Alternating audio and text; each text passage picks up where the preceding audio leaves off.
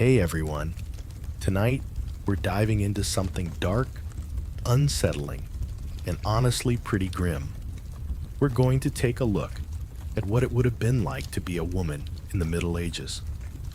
And spoiler alert, it's not pretty. If you've ever romanticized castles, candlelight, and flowing gowns, tonight's story will be a wake-up call. So, before we get started, please take a moment to like the video and subscribe. Only if you truly enjoy what I'm sharing here. And let me know in the comments where you're watching from and what time it is. I always love knowing who's tuning in from where. Now, dim the lights, maybe turn on a fan for some ambient noise, and let's ease into this journey together. You're born into a cold, damp stone room. The air smells like straw, animal waste, and mold. Your mother is already on the edge of death after days of labor. There's no cheering, no balloons, no midwife with warm towels. Just an exhausted woman, a filthy floor, and a prayer murmured in the background. You're a girl, and that's bad news. The midwife doesn't even bother to hide her disappointment. Girls don't inherit land. Girls cost money and dowries. Girls are vulnerable to everything from hunger to disease and the threat of being abducted by passing soldiers. Most girls like you don't survive past the age of 5. And if you do, you're not celebrated. You're merely tolerated, trained, and possibly traded. As you lie there squirming in a rush, mat cradle, the world has already decided your future. You'll be married off young, probably before you even hit puberty. You'll be expected to bleed monthly, give birth often, and remain obedient at all times. And even if you're smart, and you will be, it won't matter much. No one wants a loud woman, a curious woman. They want you small, invisible, and useful. If you're lucky, your mother will survive long enough to nurse you. If not, you're handed off to another woman who may or may not be healthy, clean, or interested in caring for you. Breastfeeding isn't just about bonding in your world. It's about survival. There's no formula, no sterilized bottles, just cracked nipples, exhaustion, and a lot of hope. Meanwhile, your father, if he's around, doesn't pay much attention to your daily needs. You're not his heir, and he's more concerned with the pigs or any sons that might come later. If you're born into a peasant family, you'll be expected to contribute almost immediately. Toddlers fetch water, 4-year-olds pick herbs. By the time you're 6, you're probably watching younger siblings and shoving firewood into the hearth. Let's say you're not poor. Let's say you're born into a noble family. Congratulations. Your cradle is slightly less itchy, and maybe someone bathes you once in a while. But that doesn't mean your life is any easier. In fact, it's its own kind of nightmare. From the moment you're born, your value is tied to which man you can be married off to for political or financial gain. You're a bargaining chip in a very expensive patriarchal game. By the age of 7, you're being groomed, not the modern-day horror story kind, though sometimes, yes, but groomed in the sense that you're being prepared to be a wife or a nun. You learn to curtsy, to embroider, to pour wine with the grace of a swan and the silence of a ghost. You're taught that your voice should never be louder than a whisper, and reading is only acceptable if it involves religious texts. Anything more and you're considered too smart, which is basically code for trouble. Here's a grim fact. In some parts of medieval Europe, female infanticide was disturbingly common. Families who couldn't afford more mouths to feed would sometimes accidentally smother a baby girl or leave her exposed to the cold. These weren't always malicious acts. They were desperate ones, driven by hunger, superstition, and a society that didn't see women as particularly necessary. And it wasn't just survival that was against you. It was the entire cultural structure. You were born into a world shaped by a specific religious interpretation that said Eve was the reason everything went wrong. Because of that mythical apple bite, you were cursed to suffer in childbirth, in silence and in obedience. Your entire existence was penance for a sin you didn't commit. Here's something strange in the midst of all this grimness. In parts of medieval France, there was a belief that if a pregnant woman looked at something ugly, her baby would turn out hideous. So, women were sometimes forbidden from looking at unsightly things. This is particularly rich considering the state of hygiene and dental care at the time. But despite all this bleakness, historians don't fully agree on just how hopeless life was for women. There's an ongoing debate about whether some women, especially in certain regions or time periods, had more autonomy than we assume. For instance, some records show women involved in business, running estates, or even working as scribes and healers. But whether those were exceptions or more common, that's still up for debate. For now, though, your baby eyes blink up at the cracked rafters above, and the future looms like a storm cloud. You have no idea what's ahead, how quickly childhood will end, how soon you'll be told to hush and kneel, how often you'll ache or bleed or be blamed for things you didn't do. All you know is that you're here, you're small, and you're already a burden. Welcome to the Middle Ages. You're 5 now, and nobody calls you a baby anymore. There's no such thing as early childhood here, just smaller chores. You're still small, still squishy in places, but you've already been taught to keep your hands busy and your mouth shut. Your mother, if she's still alive, has drilled it into you. When you're seen, be sweet. When you're not, be sent. That's how girls survive. You don't have toys. You don't even know what a toy is. You have rocks, sticks, and maybe a rag doll stuffed with straw if your family has time for sentiment. Mostly, you've got work. You help gather kindling. You feed chickens or goats if your family has any. You fetch water in a sloshing wooden bucket half your size and try not to fall in the mud. Your hands are already calloused, and your fingernails haven't been cleaned since the day you were born. Your teeth hurt sometimes, and your stomach always feels half full, but that's just how it is.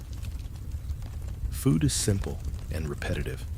Coarse bread, watery stew, maybe a turnip or two. You've heard of honey once from an older child who claims to have tasted it. It sounds like magic. Then one day, without warning, your body changes. You notice it first when you stand up too fast, and the world tilts. Your chest is tender. Your belly aches off and on. Your mother, once distant and overworked, starts watching you more closely. She checks the straw where you sleep. She murmurs prayers at you when she thinks you're not listening. You've started to become what they call a woman, and that's not something to celebrate, because girlhood doesn't slowly fade into adulthood. It drops off a cliff. 1 minute, you're chasing chickens barefoot. The next, you're being told to cover your hair and stop climbing trees. You're warned against talking to boys, then reminded that your only job is to marry one.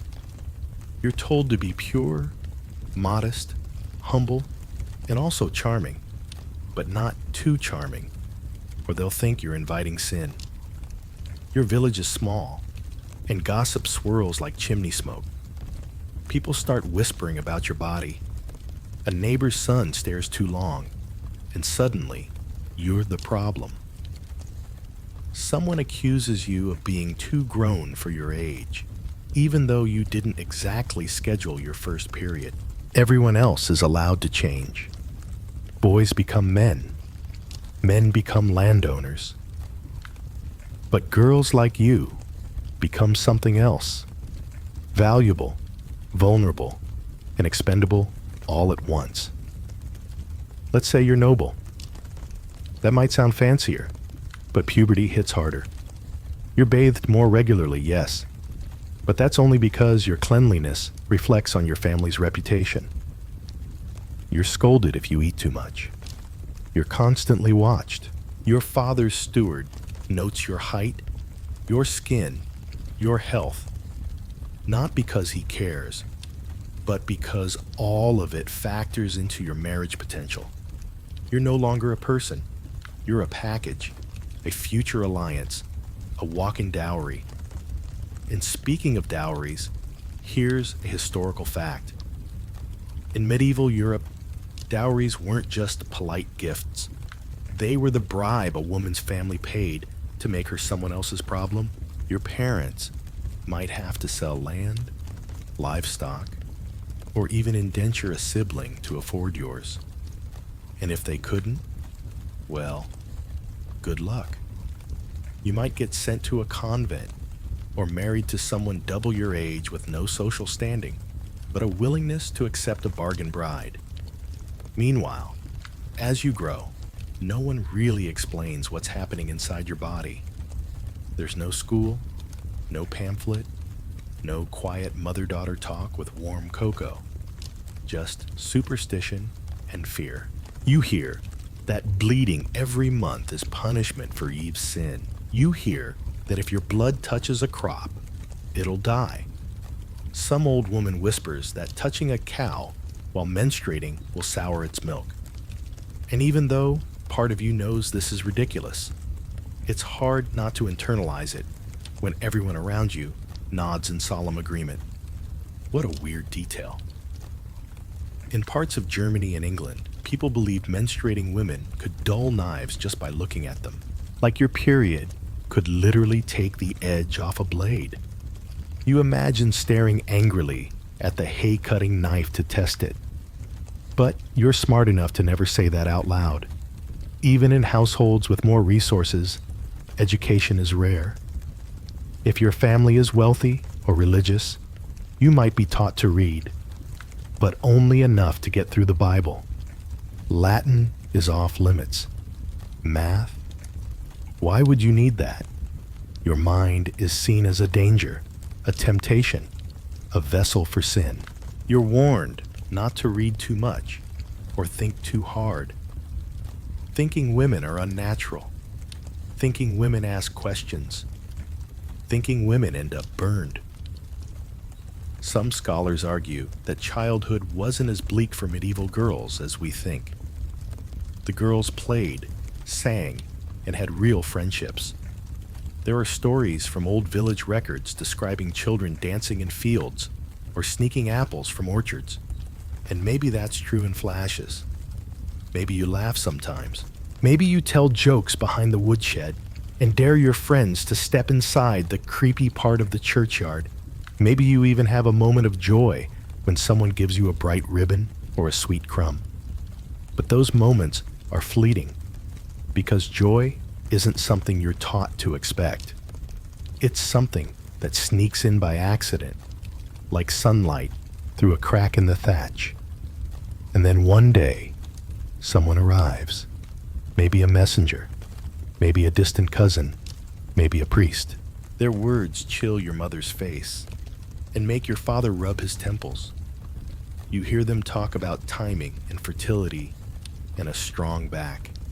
And just like that, your name is being tied to someone else's. You're not even 12 yet. This is it. Girlhood is over. Not because you grew up, but because someone else decided it was time. So here we are.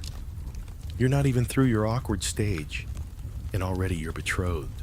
No dating, no slow burn romance, no letters with pressed flowers. Just a father shaking hands with another man over ale, agreeing to hand you off like a goat or sack of grain. Maybe you met your future husband once. Maybe not. Doesn't matter. You're a girl, and girls don't get a vote. The betrothal contract is binding, and in some places, it's already considered legitimate marriage. All it takes is a handshake, a priest's nod, or two people saying yes to each other in front of a witness. If your new husband is generous, he'll wait until you're about 14 before he expects anything beyond awkward dinners. If he's not, well, the church isn't thrilled about consummating a union before puberty, but local lords aren't exactly known for their restraint. Let's be honest, you're a child, and marriage is just a fancier word for ownership. Your dowry is paid, your fate sealed. Whether you're noble or peasant, the story is the same, just different outfits. If you're a farm girl, you're moving into a smoky, thatched roof cottage with a man who smells like sweat, soil, and maybe fermented cabbage. If you're noble, you're off to a drafty stone hall where your husband smells like wine, old wool, and that one bath he took in March. And what about the wedding itself? Not the fairy tale gown and sparkly nonsense modern culture sells. No. Your wedding dress is probably your nicest shift. Maybe with a borrowed necklace or a sprig of herbs pinned to your hair. You might wear red or blue, since white isn't really a thing yet. The feast afterward, if there is one, features lots of bread, greasy meat, and drunk uncles trying to grab your elbow. Fun. And comes the part no one wants to say out loud. On your wedding night, you're expected to prove your virginity. That means bleeding. That means a sheet. That means witnesses, sometimes literal ones, who wait outside to see proof of your intact, obedient body. No pressure. Here's the historical fact. In some medieval households, especially in parts of Southern Europe, the wedding bed was publicly blessed. A priest would literally stand at the foot of the bed, mutter prayers, and sprinkle holy water before the couple was left alone to, well, complete the transaction. And if the bride didn't bleed, cue the accusations. Maybe you're not pure. Maybe you're a witch. Maybe you're just unlucky. Either way, your reputation hangs by a very literal thread. Let's talk about the husband. He's probably older, 10, maybe 20 years. If you're lucky, he's just indifferent. If you're not, he's controlling, cruel, or violent. And guess what? There's no hotline to call. No safe house. Marital rape isn't even a concept, because the law says once you're married, your husband owns your body. Legally, morally, spiritually, you have no recourse, no rights, and definitely no support group. Here's something weird and grimly funny. In 13th century France, there was a legal debate over whether a man could beat his wife moderately. Like, they had to define what kind of stick was acceptable. Too thick, that's abuse. Slender rod, that's just discipline. Moderate pain was totally fine. You could be corrected like a misbehaving ox or dog. And don't even think about leaving. Divorce is off the table unless you're rich, connected, and the Pope owes your family a favor. For everyone else, your only option is a convent, which you might get to after decades of petitioning or death, which frankly arrives sooner than you'd like. Meanwhile, your body is not yours. It's a vessel. Your job now is to produce heirs, not children. Heirs, preferably male. You'll probably be pregnant by the time your voice stops squeaking. And if the baby isn't a boy, that's your fault somehow. even though no one understands how biology works. There's the myth widely believed at the time that a woman's emotions during sex determine the baby's sex. If you were cold, the baby would be female. If you were passionate, it would be a boy. No pressure. Just make sure your forced wedding night is an enthusiastic romp, or you'll get blamed for birthing girls. And when the baby does come, if it survives, you're expected to bounce back immediately.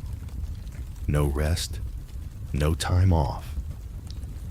The baby cries, and you nurse it with sore breasts and cracked skin while still bleeding from childbirth.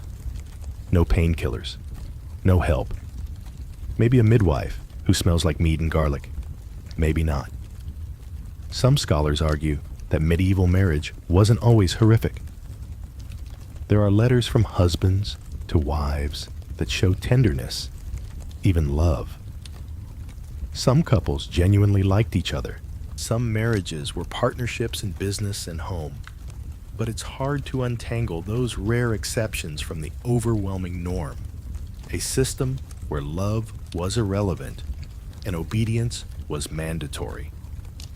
And remember, if you die in childbirth, which is extremely common, you'll be buried quickly without ceremony while your husband looks around for wife number 2. You're replaceable. Your tombstone might say faithful wife or good mother, but it won't tell anyone your name unless you are wealthy enough to matter. So here you are, a wife, a child, a womb, and a borrowed dress. You know how to curtsy, how to hold your tongue, how to keep your eyes lowered. You also know that nothing about this feels right. But you don't have the words to say it, not out loud, not in your head. There's no space for what if, just what is. And that, unfortunately, is marriage in the Middle Ages. A lifetime contract signed in silence, sanctioned by a God who always seems to side with men. So now you're married. Technically, legally, spiritually. And no one cares that you're still figuring out how to braid your own hair without getting your fingers tangled. That doesn't matter. You belong to someone now. A man, of course, probably one with bad knees, a short temper, and a preference for meals hot and wives quiet. And if you thought this would feel like a chapter turning, think again. It's not a new beginning. It's a sentence. No parole. Romantic love, please. No one marries for that unless they're very poor, very lucky, or very doomed. Love is considered suspicious in a marriage. It distracts from duty. It makes you weak. All those fluttery feelings are best left to courtly poems and bored noble women, sighing at minstrels from behind heavy drapes. Real marriage is about land, legacy, and locking in alliances. You're expected to be cheerful about this, or at the very least, quiet about your misery. At home, you serve. That's your job now. Your husband may oversee things, but you run them. You manage the servants, cook, clean, churn, sew, teach the children, tend the fire, patch the roof, brew the ale, spin the wool, mend the clothes, and still get blamed when something goes wrong. Your title might be Lady of the House, but you're just the unpaid CEO of domestic affairs. And unlike modern bosses, you don't get a salary or weekends off or rest.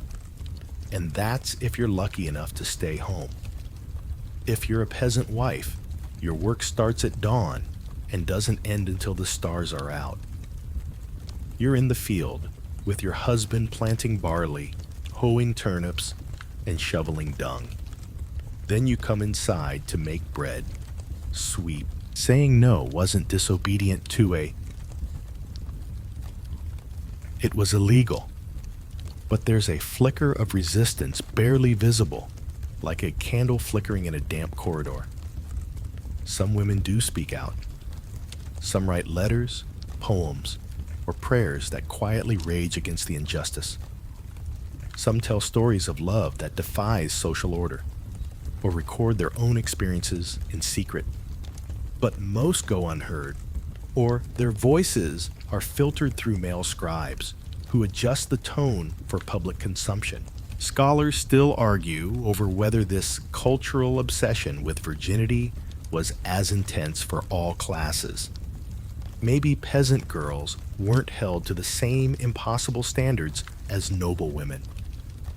Maybe in rural areas, people were more focused on whether you could carry water and bake bread than whether your sheets came out red on the first night. But even then, you weren't free, just judged differently. And here's the cruelest part of all. Even if you do everything right, stay pure, marry properly, bear children, you're still disposable. Your virginity is a ticket to respectability, not protection. If your husband dies, or falls into debt, or simply decides he wants someone younger, your history doesn't save you. You're just another woman in the crowd, another body in the church, another story no one bothers to remember. So yeah, virginity, it's a trap, a social cage wrapped in ribbons and incense, a performance you're required to give with no script, no training, and no control over the final scene. You're a few years into marriage now, and you're already starting to feel older than your years. Your hips ache, your feet crack, and your hands are always rough, no matter how many herbs you rub into them at night. You've had one, maybe two babies, probably more if your body cooperated. And with each birth, you come closer to dying. But that's not how anyone around you sees it. They smile when you're around with child. They pray for a boy. They bless your womb like it's an altar. You just try to survive it. Pregnancy is not glowing or radiant or cute. It's terrifying. Your belly grows like a countdown clock, and everyone has opinions about what it means. Old women rub your shoulders and guess the baby's sex based on the shape of your stomach.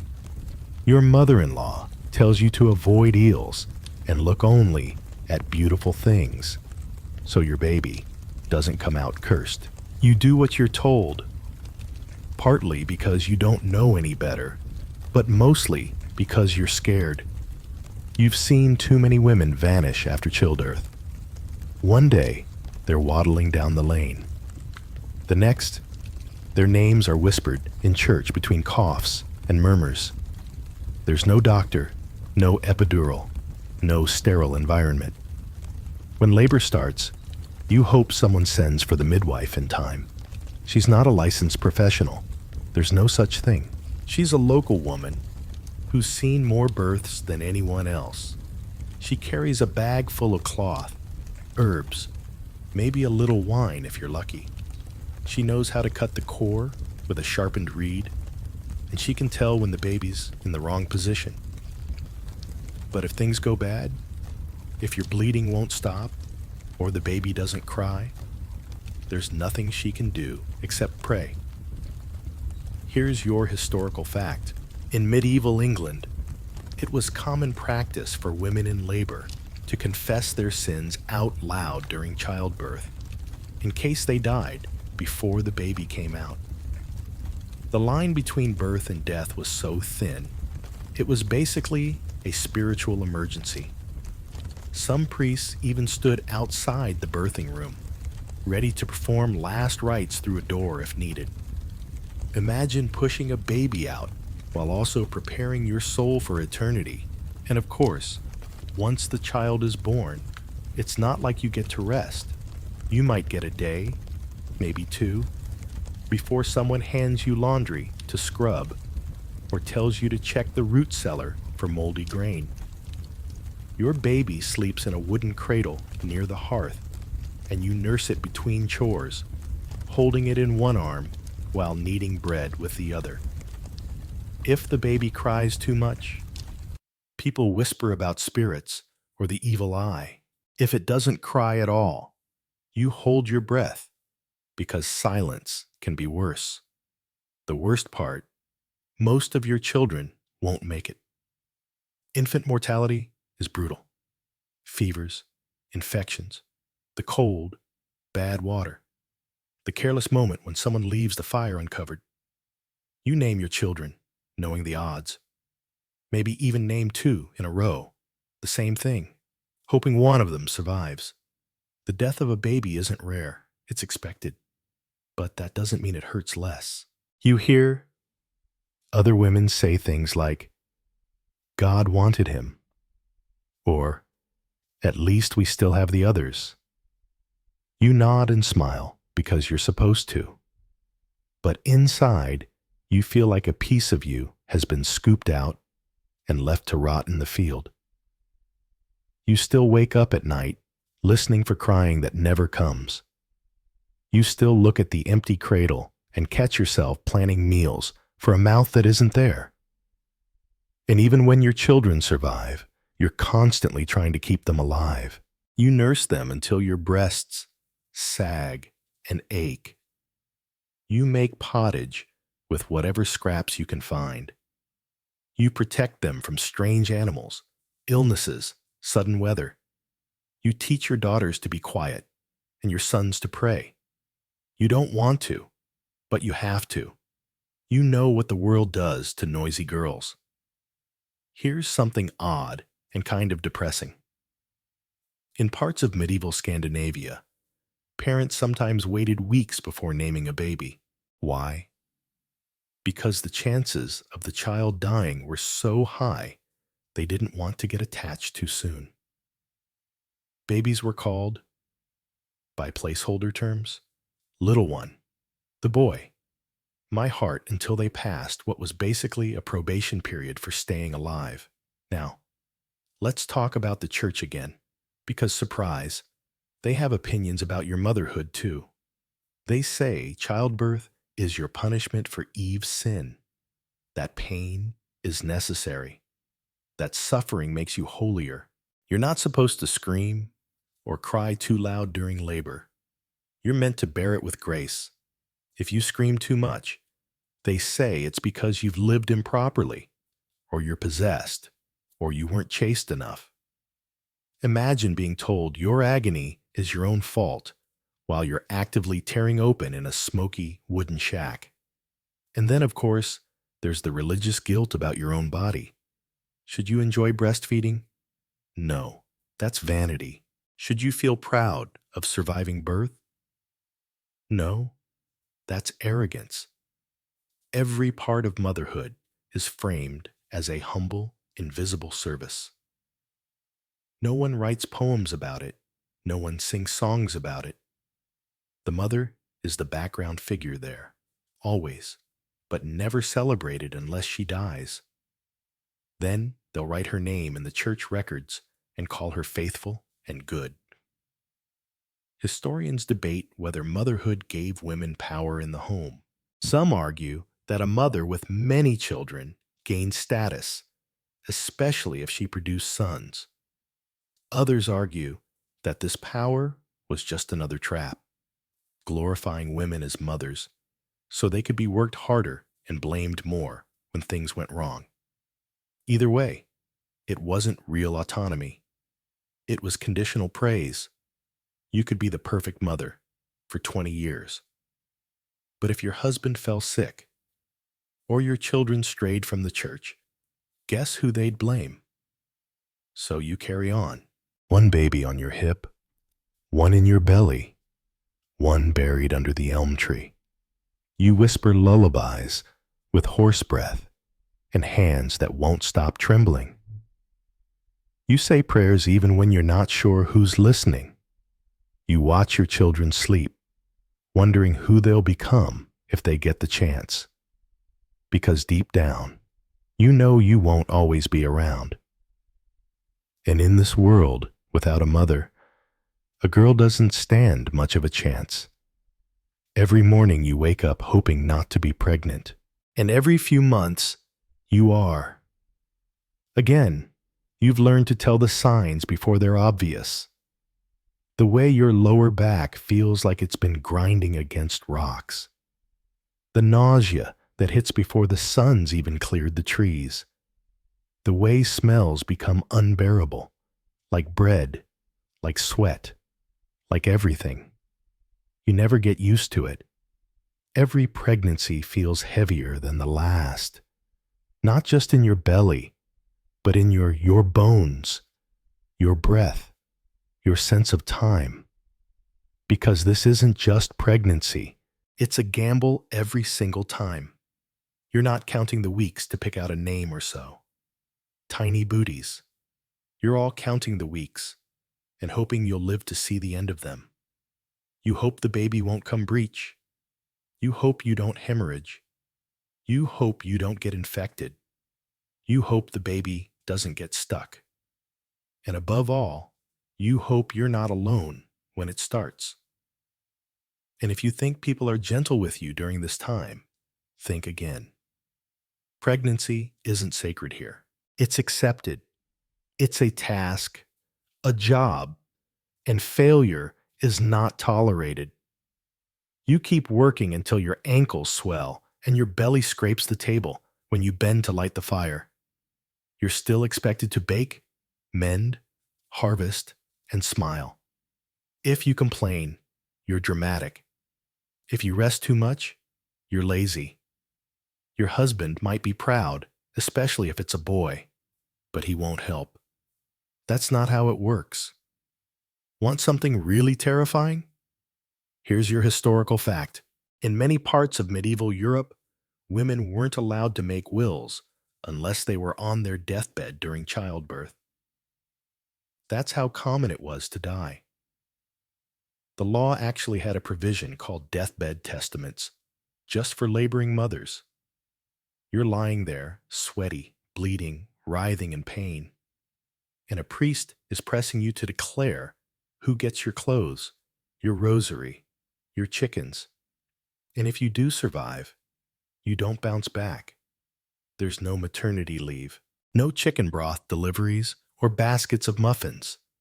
You're up within days, sometimes within hours, tending to the household again. If you're lucky, the baby nurses well.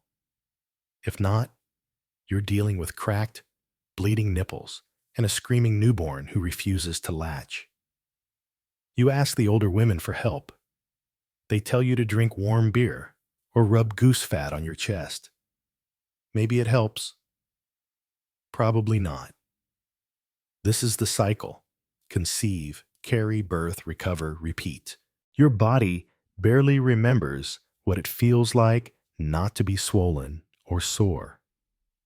Your menstrual cycle used to feel like a curse. Now it feels like a tiny window of freedom. A brief moment when you're not a walking cradle. But don't get too used to it. Because if you stop getting pregnant too early, too suddenly, people start talking. What's wrong with her? Is she cursed? Is she no longer useful? This brings us to the strange little fringe fact of the night. Medieval fertility cures were everywhere, and they were wild.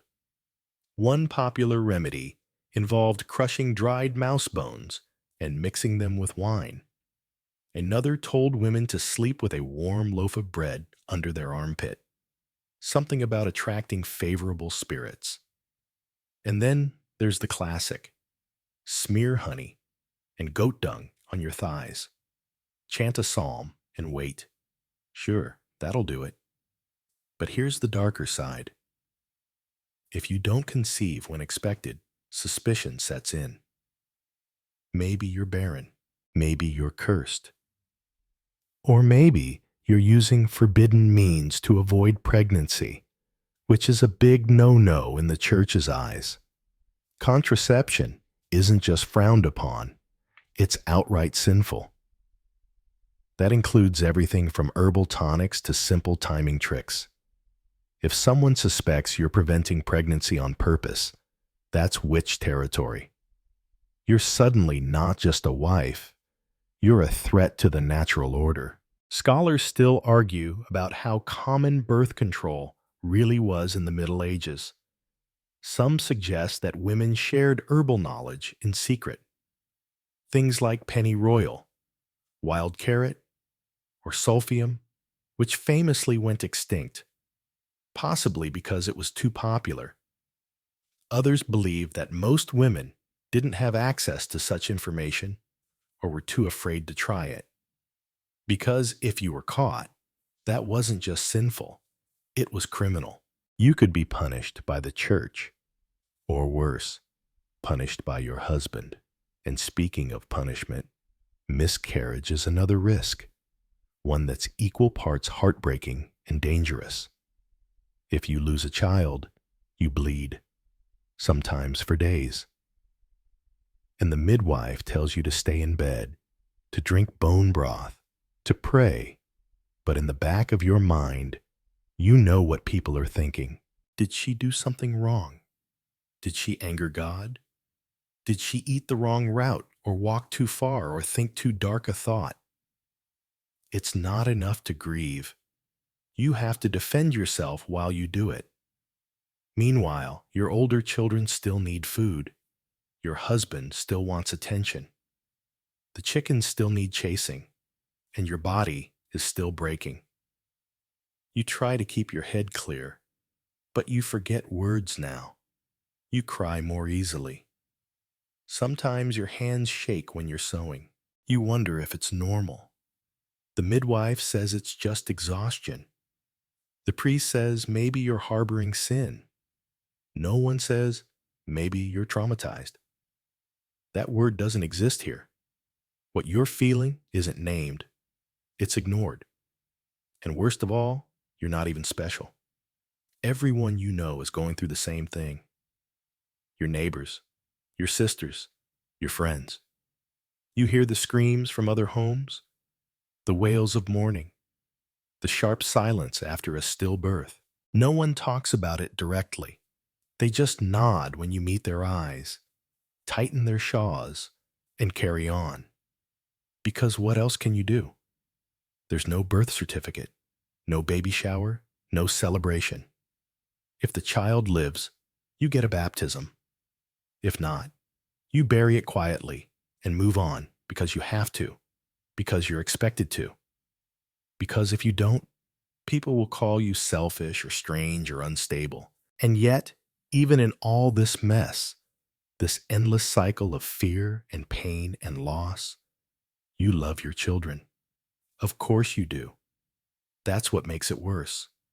You look at their small faces and realize how much you'd give to protect them. You'd endure this 10 times over, 100. Because in a world that sees you as nothing more than a vessel, they're the only thing that feels like yours. Even if you know deep down, they never really will be. The baby survived. That's the good news. He's loud, pink, healthy, strong lungs, wide eyes, already grabbing at your hair like it owns it.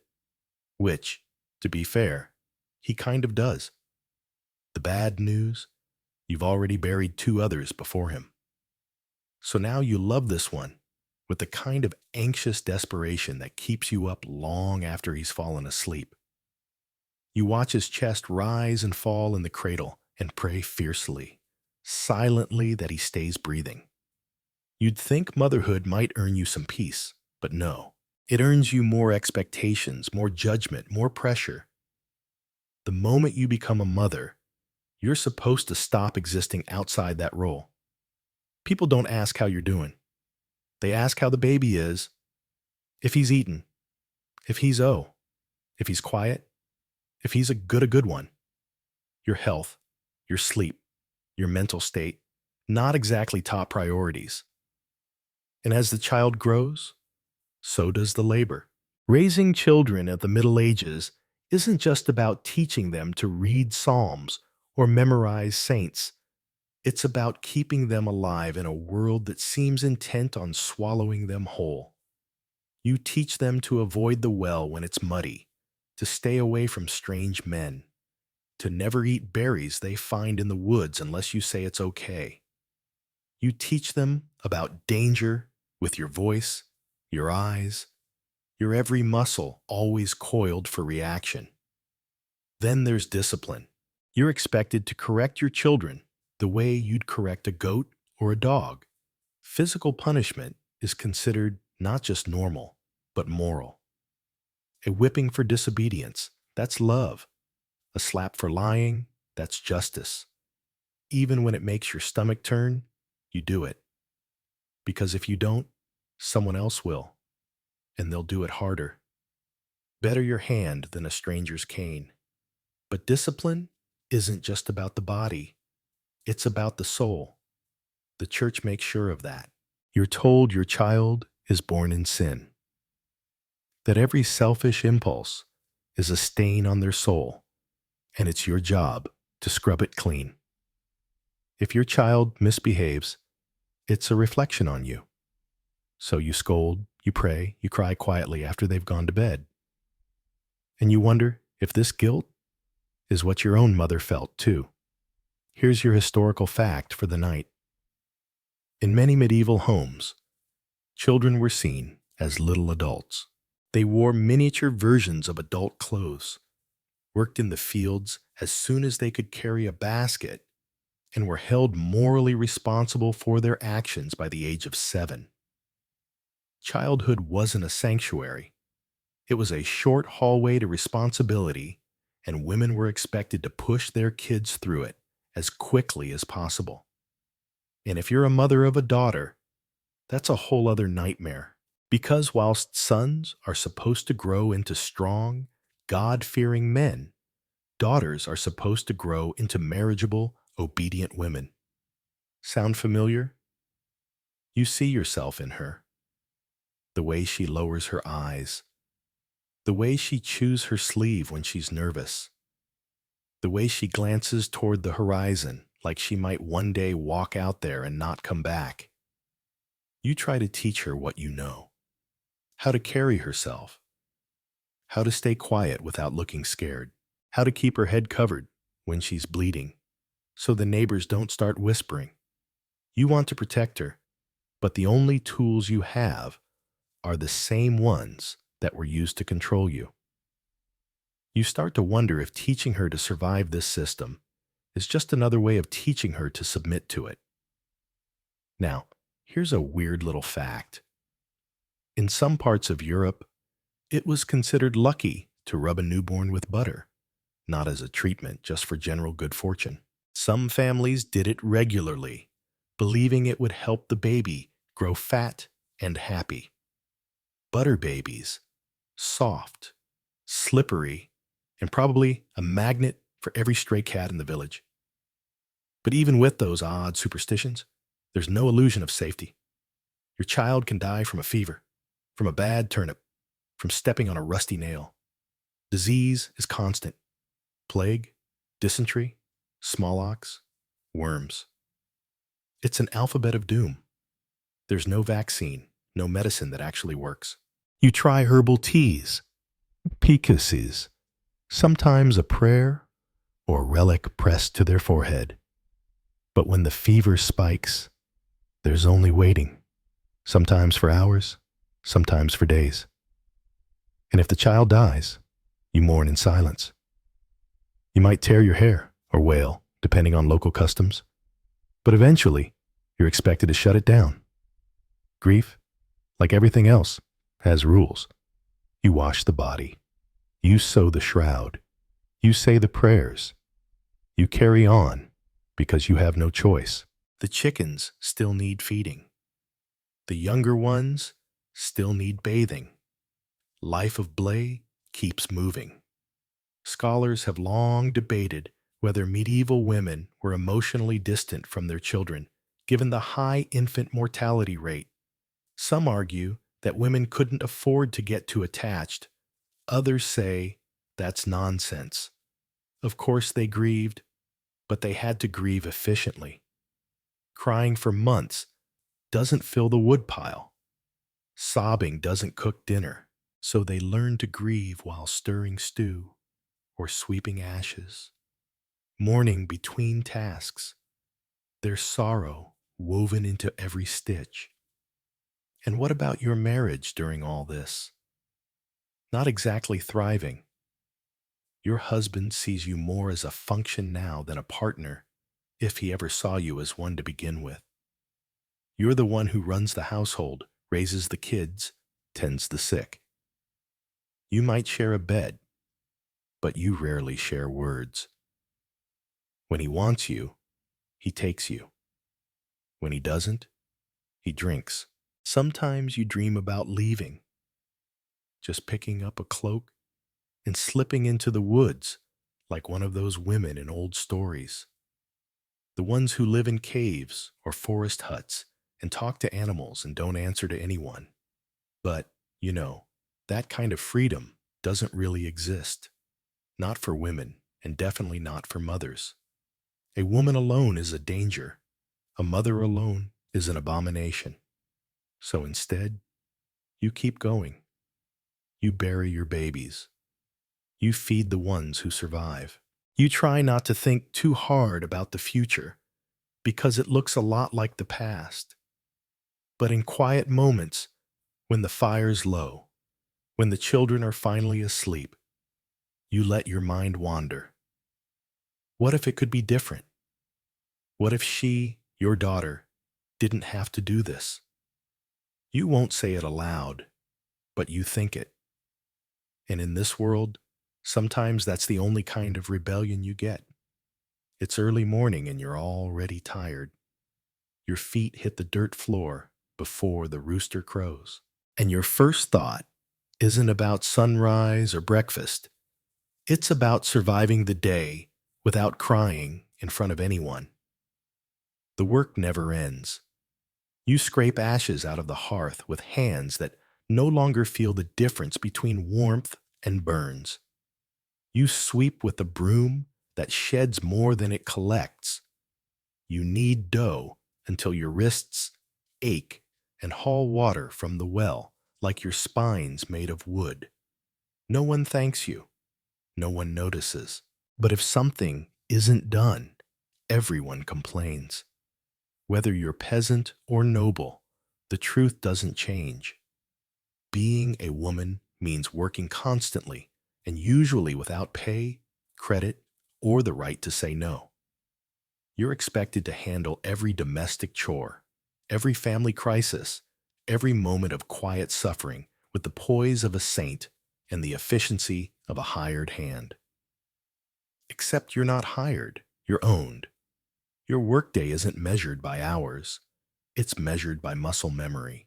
Wash, sweep, feed, sew, mend, repeat.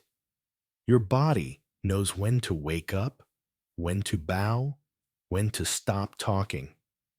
No one keeps track of what you do, and no one thinks of it as work. Not really. You're not producing goods. You're producing comfort, stability, cleanliness, meals. And these are considered your natural duties, not something that deserves compensation. Here's the historical fact of the night. Under medieval feudal law, most women couldn't own land. A small number of widows and unmarried women could manage estates temporarily, but even then, it was considered a stopgap until a proper male heir could be found. So you can plow the field, plant the seed, harvest the crop, and still not own a single turnip of it. And don't assume noble women have it easier. Sure, they're not hauling buckets or gutting fish, but they're still managing vast households, overseeing dozens of servants, handling the bookkeeping. Because yes, someone has to count those grain stores and arranging marriages for their children before they've even lost their baby teeth. If they're married to a lord who's off at war or on pilgrimage, they might run an entire estate in his absence, but still they can't own it. If he dies, the property goes to his brother, his son, his cousin, his dog, anyone but the woman who kept it afloat. And don't even try to open a shop unless you're a widow. In some cities, widows could inherit their husband's business temporarily. But even then, it had to be feminine work. Weaving, baking, brewing, midwifery.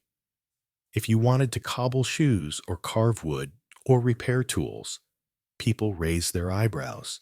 A woman in a man's trade, that's not just unseemly, it's threatening. And if you happen to be good at it, that's worse. Now you're unnatural. Of course, some women did the work anyway.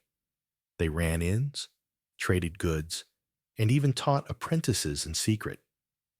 But they had to fight for every scrap of legitimacy. You could be working the forge beside your husband for 20 years, but when he dies, the guild won't recognize you because you're not a real blacksmith. You're just a woman who got lucky with a hammer. Here's your quirky historical footnote. In some parts of medieval Germany, beer brewing was actually considered women's mean work. They called them alewives, and they were respited until they became too successful. Then they were accused of watering down their brew, cheating customers, or, yep, being witches, because apparently making good beer as a woman was fine, unless you made money at it. And what happens when a woman demands payment? Let's say a noble woman does the accounting for an entire estate while her husband's away. Or a townswoman works in a bakery and wants a wage equal to her male coworkers. People scoff. Why does she need money her husband provides?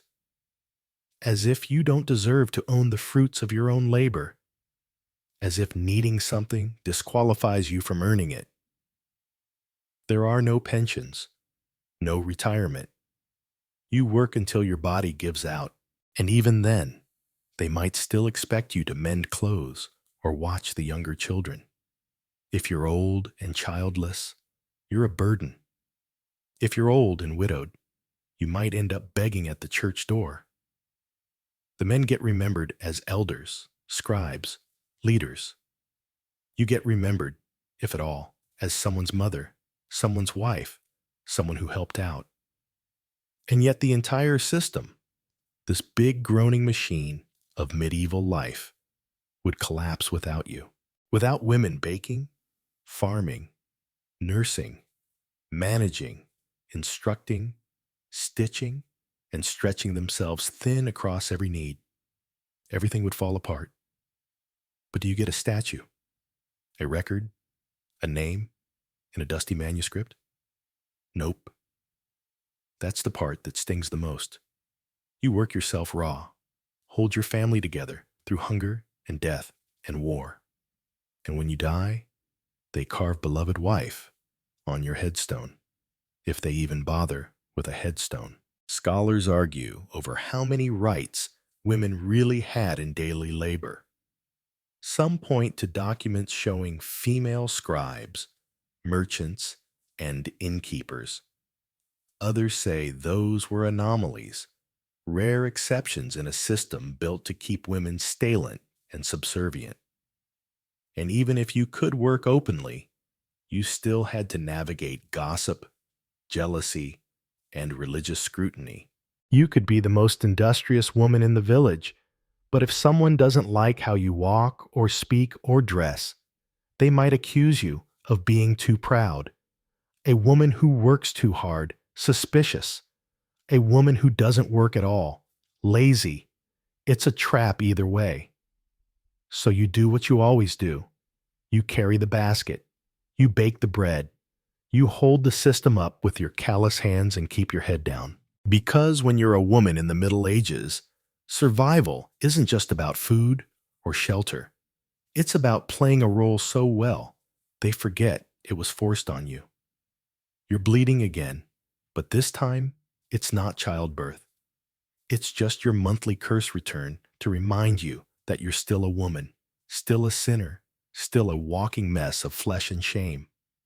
There's no calendar to track it, no heating pad, no corner store with chocolate and ibuprofen. You just feel it, creeping up like a storm in your bones. The cramps, the mood swings, the swelling, the sense of being vaguely cursed by the moon itself. There's no real word for period in polite medieval conversation. The whole thing is shrouded in euphemism. The time of the flowers, the woman's curse, unclean days. You don't talk about it openly, except maybe in whispers to other women when the pain's too sharp or the flow too heavy. Even then, you speak quietly. There are beliefs about this blood, bad ones, that it poisons crops, that it turns wine sour, that it drives dogs mad. You're expected to keep it discreet, always. No leaks, no stains, no signs. Not that you've got many tools to work with. There are no pads or tampons. Maybe a folded scrap of cloth, maybe some moss if you're desperate. You learn to walk carefully, sit with caution, and carry that scent fear that someone might notice. And if they do, the look they give you isn't sympathy, it's disgust. Let's hit the historical fact early tonight. Medieval medical texts claimed menstruation was a way for women to purge excess humors, bad blood. Basically, the idea was that your body, being naturally colder and wetter, yes, those were the official adjectives for women, had to expel this buildup regularly. Otherwise, your uterus might start wandering around your body in search of something to do. Yes, a wandering womb. That was a legitimate diagnosis, one that explained everything from headaches to fainting spells to unusual behavior. You're not tired, you're just uterus possessed. The wandering womb theory is ridiculous, sure, but the implications were deadly serious. It fed into a long tradition of viewing women's bodies as unstable, dangerous, and emotionally contagious. If you cried, it was your womb. If you argued, your humors were imbalanced. If you dared to get angry in public, better check for uterine ghosts. Menstruation wasn't just a biological function. It was evidence of your inferiority. And during this time of the month, you were religiously unclean. Some churches barred women from taking communion while menstruating. Others outright banned them from stepping inside during their cycle. You, the life giver, were considered spiritually toxic for a few days each month. You could serve the Lord in every other way, sing hymns, birth children, kneel in prayer, but not while bleeding. That made you untouchable. At home, it didn't get much better. There was no special treatment, no break from work. You bled while baking, while carrying wood, while grinding grain with your whole body. You bled while nursing, while mourning, while dragging your aching frame through a field at dawn. The pain wasn't an excuse. It was just background noise. Everyone expected you to keep moving, and you did, because stopping wasn't an option. Even among other women, there's a strange silence around it. You'd think it might be a point of shared understanding, a moment of solidarity. But the shame runs deep, buried under layers of religious fear, bad medicine, and cultural disgust. So you don't talk. You just endure it in silence like every other woman around you. Now, for the fringe fact. Did you know that in parts of medieval France and Italy, people believed a menstruating woman's gaze could wither crops or kill bees? Not her touch, not her breath, her gaze. You could ruin a harvest just by looking at it too long while bleeding. And if you are accused of this kind of supernatural sabotage, you might be subject to a public shaming or a cleansing ritual. That's right. All for the crime of having a functional uterus. There's a certain bitter humor in it. Really, the same society that demands you produce children as proof of your worth is also horrified by the process that makes that possible. You are praised for fertility, but shamed for the mechanism that enables it. Your bleeding is both sacred and disgusting, vital and cursed. No wonder you learn to treat your own body like an enemy. It's leaking sin. Of course, scholars argue about how universal these taboos were. Some say they were mostly church-imposed, with rural women possibly enjoying more relaxed attitudes, sharing herbal remedies, laughing off the worst of it, maybe even passing down natural wisdom about pain relief and cycles. But others say the fear and stigma were present in nearly every layer of society. Even if some women knew the bleeding was normal, they still had to hide it from men who didn't. And God help you if something goes wrong with your cycle. Too much blood, you might be dying. Not enough. Maybe you're barren. Sudden stops. That's suspicious. Are you cursed? Did you sleep with a demon? There's no real way to know because there are no doctors who take your symptoms seriously. Only men with beards and dusty books who write about your body like it's a haunted barn. And you can't read their books anyway. You rely on gossip, folklore, and the quiet counsel of older women who've seen too much and survived it all. You trust them more than the priests or healers. They give you herbs, advice, and the one thing no man ever will, acknowledgement, maybe even empathy. You sit together over a cauldron or in the dark corner of the kitchen, trading stories about cramping and flooding. And that one time you nearly fainted while chasing a goose uphill. They laugh. You laugh, and for a moment it's not so bad. But then the bleeding ends, and you're back to your regular schedule of cooking, praying, and dodging accusations of impropriety, because the world doesn't pause for your pain. It barely acknowledges it exists. You've learned to live like this, silently bleeding while smiling, aching while kneading dough, dreaming of rest you'll never get.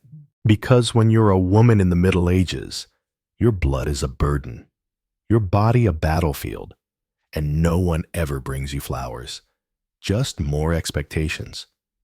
You're not feeling well again, but this time it's different. Not the dragging exhaustion of pregnancy or the bone-deep ache of a long day.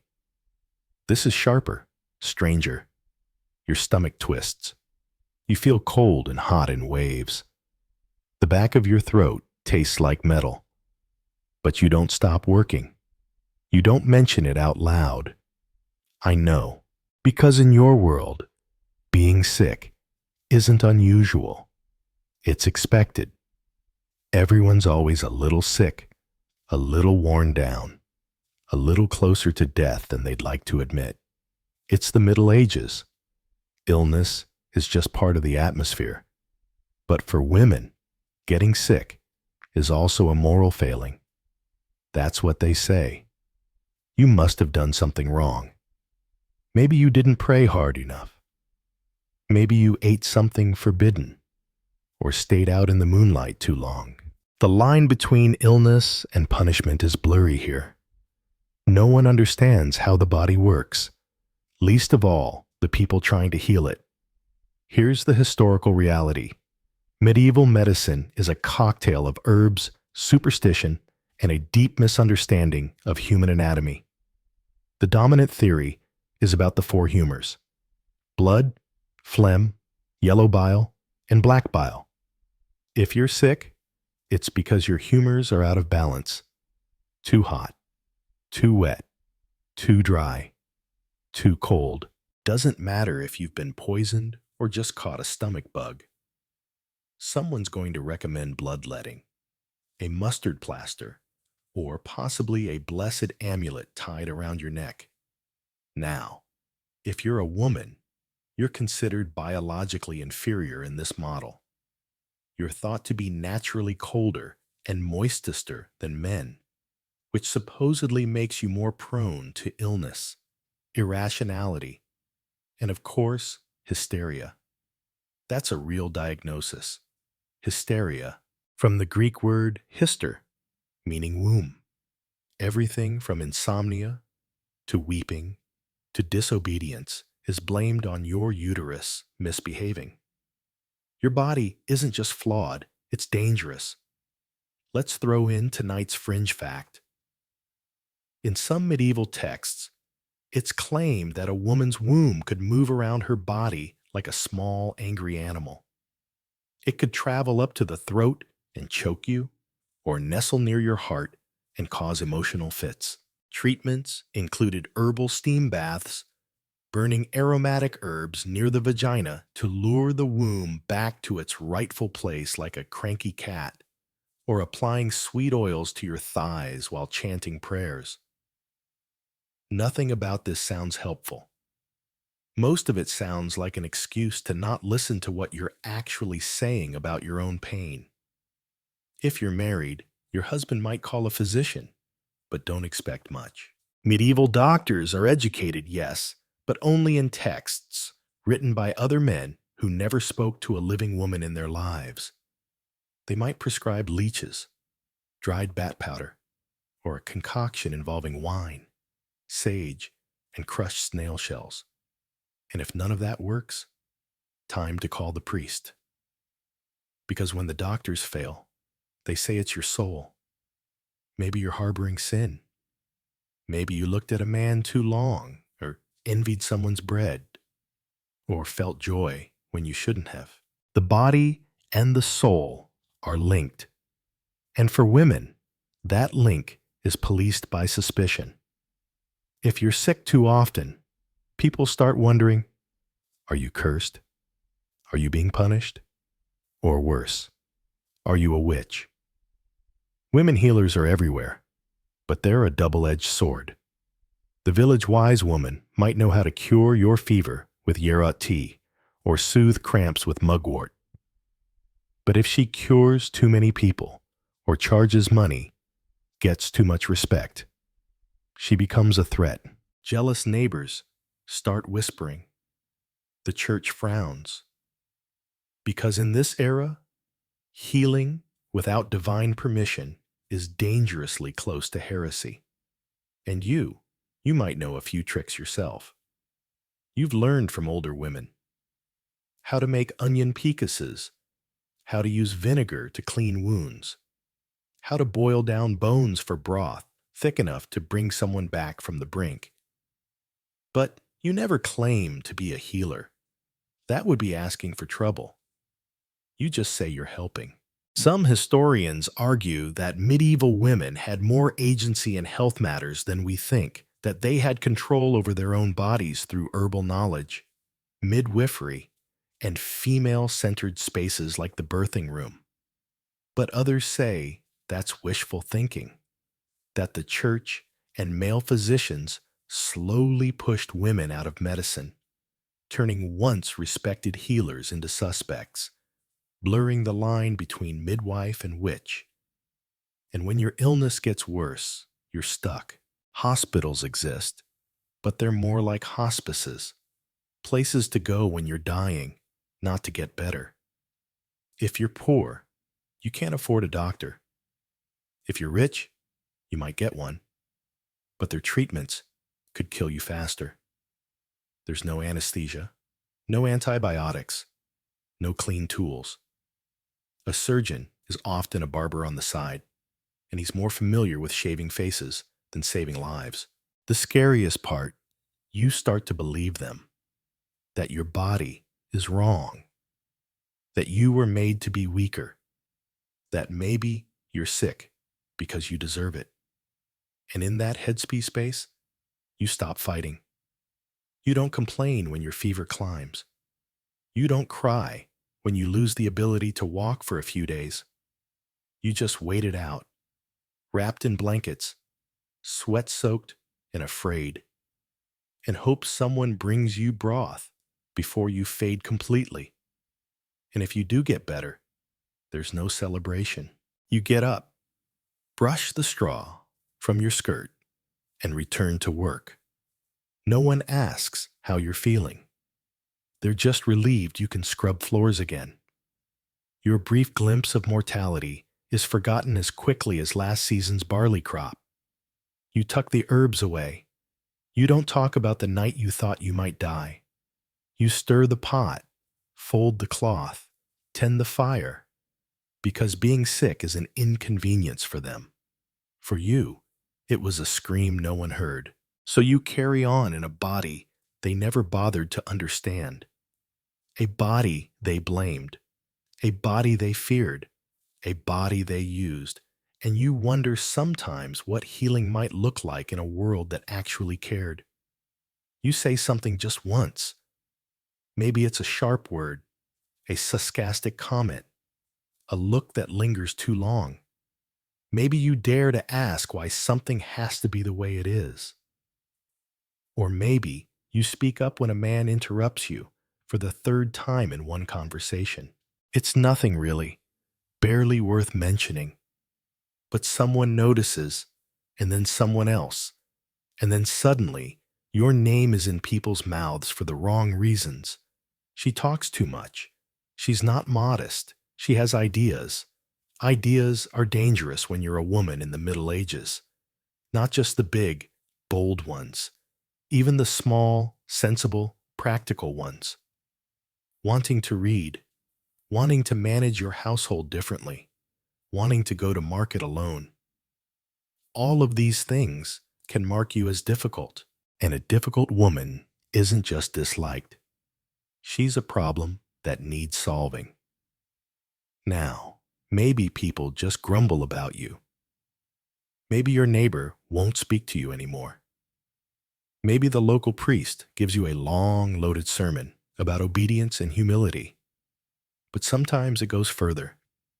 Sometimes people whisper another word or which. At first, it's just a murmur. She brews things. They say she keeps to herself. She knows when her babies are coming. You don't even need to be magical. You just need to be odd or smart or inconvenient. And then it begins slow and smoky, like a fire that hasn't quite caught yet, eyes following you. People crossing themselves when you pass, children told not to talk to you.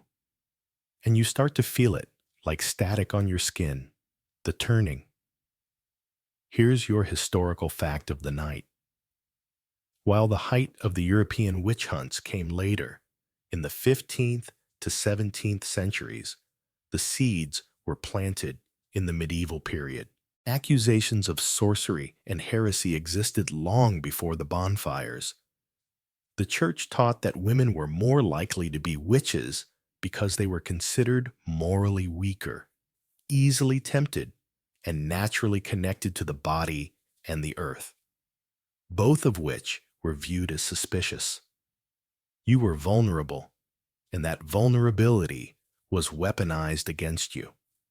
And who got accused most often? Women who didn't fit the mold, widows with now no male protector, healers with too much herbal knowledge, midwives who lost a baby during delivery, women who dared to say no, who were too old, too young, too poor, too rich, too anything. There was no winning combination, no way to behave that could protect you completely. The quirky fringe fact. In one medieval bestiary, a kind of animal encyclopedia, a female weasel was said to conceive through her ear and give birth through her mouth. Somehow, that made it into church doctrine about female mystery and deception. If that's how they thought nature worked, is it any wonder they were terrified of women with strong opinions? And let's be clear, these accusations weren't harmless. If someone called you a witch, your life could unravel fast. Even before trials and executions became common, there were punishments. You might be publicly shamed, made to wear a scold's bridle, a metal cage for your mouth, or paraded through town as a warning to others. You might be exiled, whipped, or forced to undergo penance, barefoot in the cold. And even if nothing official happened, the social cost was brutal. You could be denied help during childbirth. Fused arms went sick. Left out of community gatherings. You who once sat at the hearth with your neighbors, now avoided like a corpse with open sores. All because you are too something, too sharp, too educated, too visible. But maybe, just maybe, you are a little magical. Not in the fire and lightning sense, but in the way you always know when someone's lying, or the way your bread always rises, even when the yeast is old, or how you remember what your grandmother whispered about moon phases and bleeding, how to stop a fever with crushed euro, how to ward off nightmares with lavender in a blade of salt-washed wheat. You're not a witch. You're just a woman with knowledge that scares people. And that's enough. Scholars debate how women viewed these accusations in real time.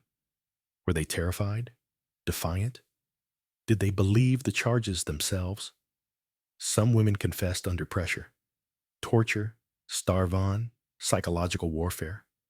Others refused even as they faced a punishment. Some probably didn't understand why they were being accused at all. That's what makes it so terrifying. It could come from nowhere.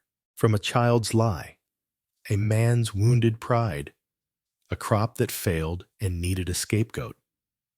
And here's the worst part. You can't defend yourself.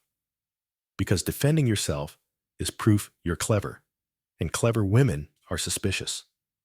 Staying silent makes you seem secretive, which is also suspicious.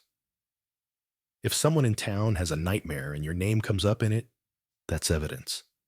If a cow dies after you walk past the barn, that's your fault. Your life is held together by threads, and any one of them can snap if the wind shifts the wrong way. So, you start folding yourself smaller. You apologize more. You make your voice softer. You laugh at the right moments. Nod in the right places. Shrink your thoughts until they fit inside someone else's idea of safe. But sometimes, late at night, when the candles are low and the wind rattles the shutters, you whisper the old prayers anyway. Not the church ones, the ones your mother's mother taught you, the ones about the earth and the sky and the little gods that live in moss and fire. You don't believe in them, not exactly, that they make you feel braver. And in this world, bravery is the closest thing to power. Because when being smart or strong or simply different makes you dangerous, maybe dangerous isn't the worst thing to be.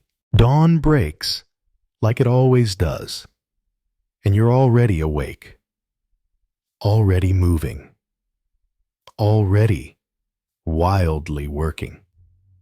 You've learned to walk through your days like a ghost, quiet, efficient, unnoticed, but you notice everything. Who's angry? Who's watching? Who's whispering? It's not paranoia. It's survival. Especially now as the days stretch into years and the work only deepens. You're not resting. You're not slowing down. You're not allowed to stop. You work. You always work. Paid or not. Asked or not. Thanked or not. You rise with the sun and move like a machine fueled by obligation and muscle memory. If you're a peasant woman, you're out in the fields before the frost thaws, turning soil with your bare hands. You're cutting herbs, dragging sacks, milking goats, hauling wood. If you're a noble woman, you're no less busy. You're managing the entire household, directing servants, organizing stores, sewing tapestries, teaching your children Latin if you're unusually well read, or pretending to care about your husband's endless political guests. But here's the truth nobody wants to admit. You're doing all this without a wage. You work from the moment you're old enough to hold a broom. And not once does anyone hand you a coin and call it yours. You might bring value to the household, economic, physical, emotional. But the system says your work isn't work. It's duty. It's accepted. And the idea of paying a woman for her labor, absurd. That would mean recognizing it as real. Let's pause for the historical fact of the night. Medieval women contributed significantly to the economy, especially in textiles, food production, and small-scale commerce. In cities like Paris and London, some women even joined trade guilds, but most were denied formal membership, forced to operate under their husband's name, or work illegally from the fringes. Widows sometimes had a little more room to maneuver, stepping into their late husband's roles, but only until a male heir could be found. Even then, their rights were seen as temporary, like borrowed clothing they'd be expected to give back. You know what's not temporary? How utterly exhausted you are. You're working 12 to 14 hours a day, 6 days a week, with maybe a bit of mercy on Sundays if the priest doesn't guilt you into volunteering at the church. And there's no such thing as downtime. Every free moment is filled with mending, planning, preparing, or worrying. Rest is a luxury for people with servants or souls so privileged they don't think twice about the firewood chopping itself. Even when you're sick, you work. Even when you're pregnant, you work. Even after childbirth, with stitches and fever and bones that still haven't settled, you work because the bread won't bake itself. The children won't stop crying. The animals won't feed themselves. You don't get the flu. You get tired. You don't get depression. You get lazy. You don't get burned out. You get punished by God for not being grateful. Now, here's your quirky historical nugget. In some villages, women were tasked with baking the community's communion bread. And if the loaf wasn't just right, the entire village blamed them for any spiritual misfortunes that followed. Imagine being held responsible for everyone's eternal damnation because your dough didn't rise properly. All while being unpaid for the labor. Let's not forget what you're not allowed to do. Own property, not without a male guardian. Keep your earnings from a market stall, only if your husband agrees. Take a job as a scholar, a scribe, or heaven forbid, a teacher. Not unless you've taken vows and locked yourself in a convent. And even then, you'll probably just be illuminating someone else's words. You do the work, but someone else takes the credit. And when a man does the exact same tasks, it's called skill. It's a trade. It's something you can list on a guild application. When you do it, it's just part of being a woman. You're naturally good at spinning or sewing or organizing a household. Never mind that you've spent decades perfecting your craft. Never mind that your fingers bleed from weaving, or that you can butcher a pig with surgical precision. That's not real work. It's just what you do. You can't unionize. You can't sue. You can't even complain too loudly. Or someone might decide you're a nasty woman and accuse you of being bitter or barren or bewitched. So instead, you say, "Thank you." You smile when someone notices the pie you spent 4 hours baking. You nod when your husband brags about how well the household runs under his watchful eye. You bite your tongue so hard it bleeds. Scholars still argue over whether medieval women felt oppressed in the modern sense of the word. Some claim women found pride and satisfaction in their roles, that they held more informal power than the records show. Others point out the glaring inequality of every system they lived under, how even their freedoms were controlled conditional or thinly veiled burdens.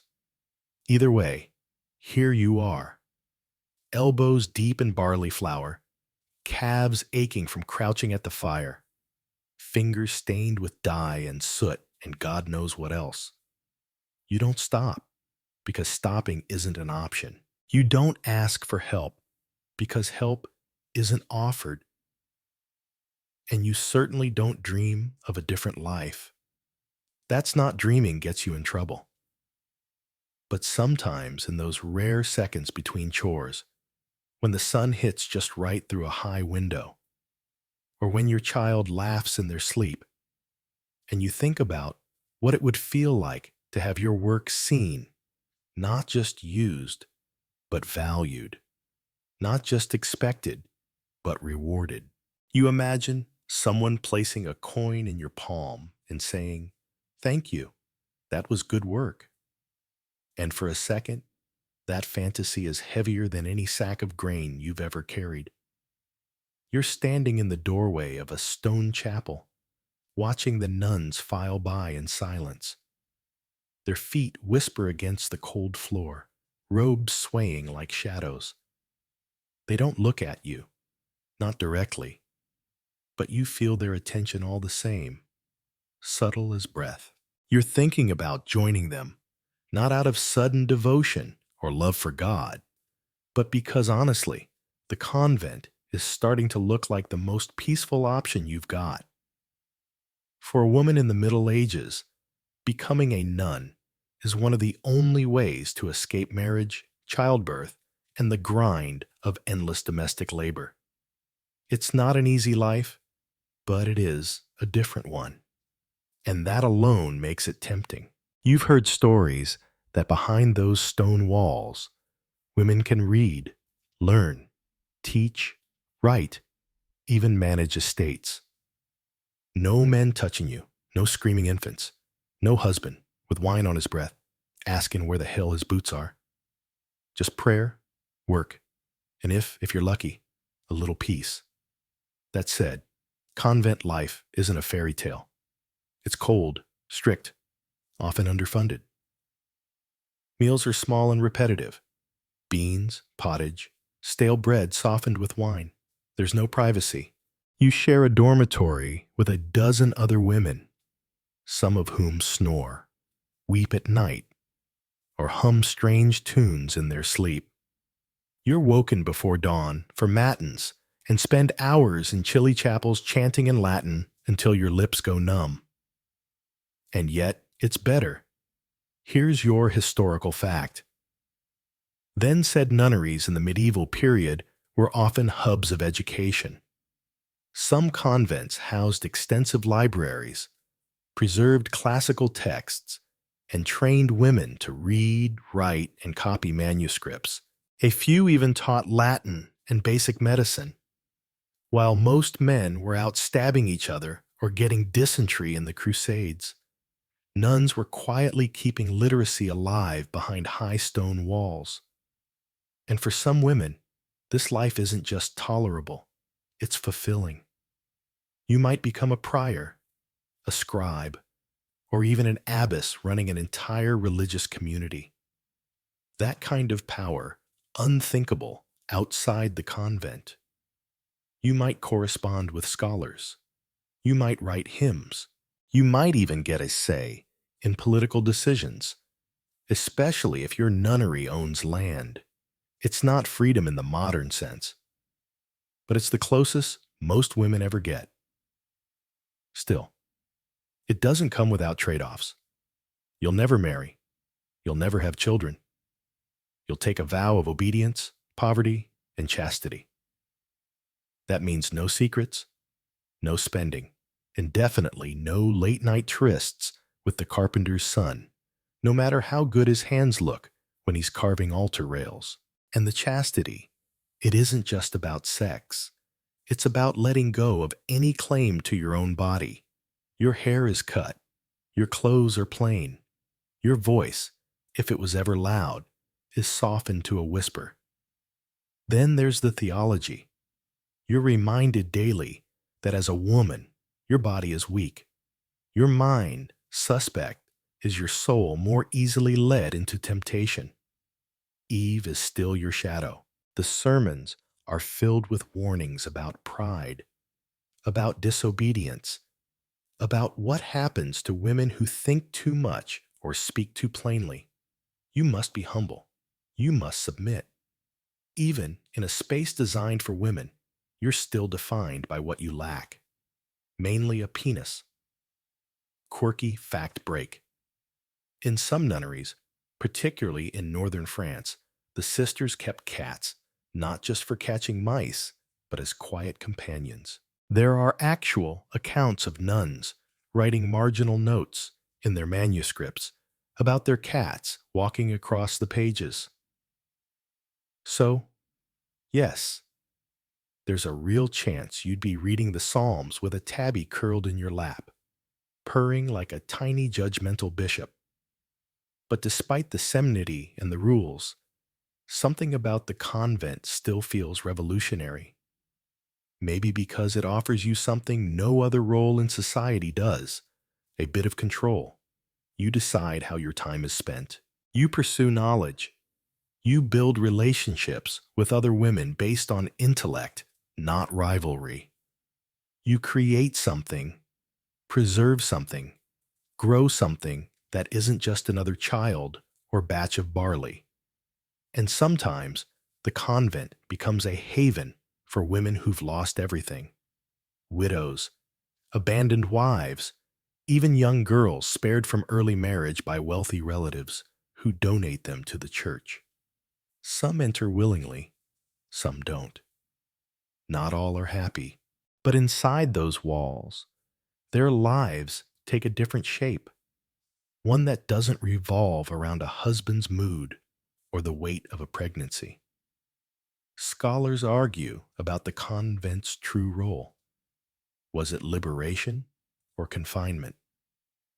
Some say it was a gilded cage, just another patriarchal institution dressed in rosary beads and Latin chants. Others argue that it was subversive, that women used their vows to escape social norms, live among peers, and assert intellectual and spiritual power in a world that denied them both. And you're still standing at the threshold. Maybe you'll go in, maybe you won't. Maybe your parents already paid your diary to a convent and didn't tell you until your wedding dress was halfway stitched.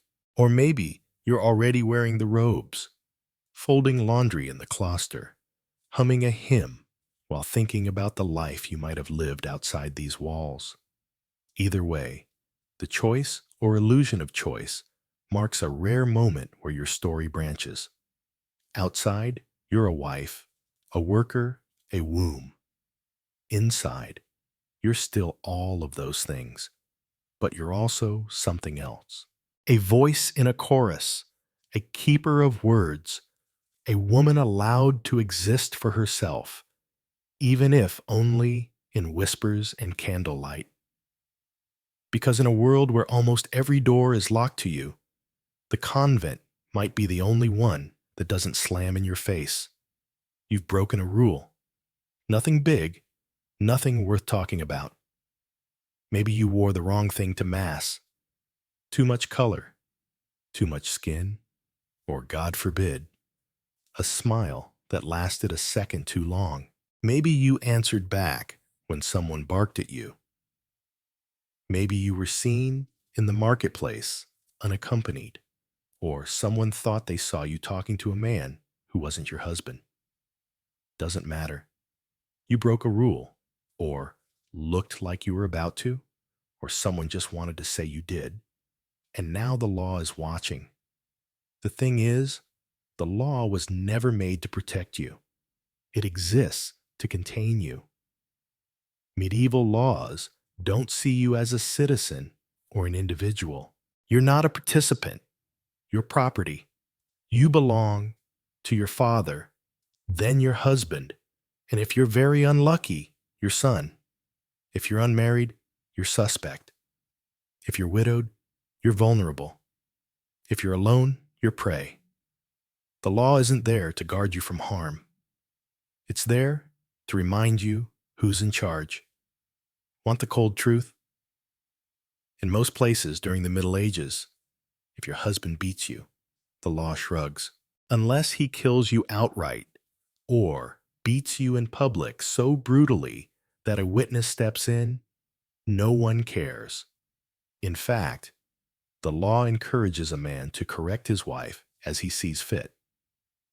Moderate chastisement is considered his right, and the definition of moderate is as flexible as his mood.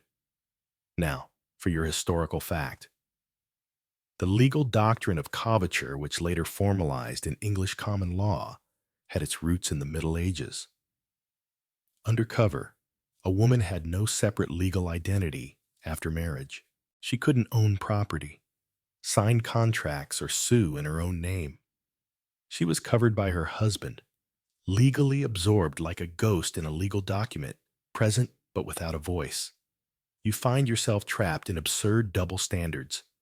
If a man cheats, it's weakness. If you cheat, it's treason, literally. In some courts, female adultery is tried as a crime against the husband's property. And if he decides to murder you for it, there's a decent chance he'll get off with a fine. That's if you're highborn. If you're a peasant, the penalty could be even more literal.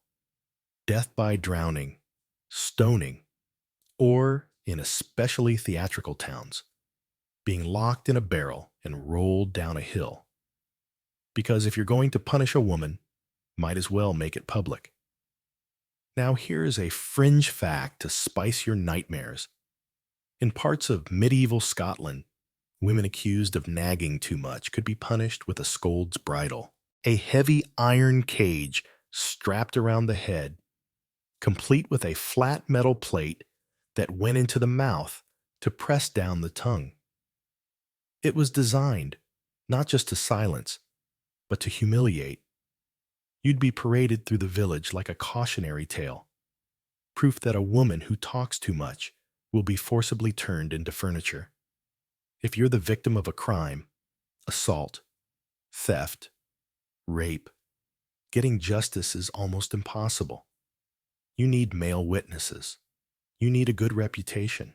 You need your attacker to not be someone important or powerful, or simply more believable than you. And if you accuse someone and lose the case, you could be punished for slander. So most women don't speak up, not because they're weak, but because they're smart enough to know it won't end well. The church, of course, has its own brand of justice: confession, penance, excommunication. Your soul is constantly at risk, and you're told that your body is the gateway to all sin. If you step out of line, even just emotionally, say you're too proud, or you envy someone's embroidery, you're warned of a kernel of saddle fire. It doesn't matter if the rules contradict each other. You're supposed to follow them all anyway. And what about your children? If your son steals a chicken, he might be whipped or fined. If your daughter is suspected of immoral behavior, whatever that means, she might be publicly FG'd or even married off to correct her. The solution to a wayward girl is almost always the same.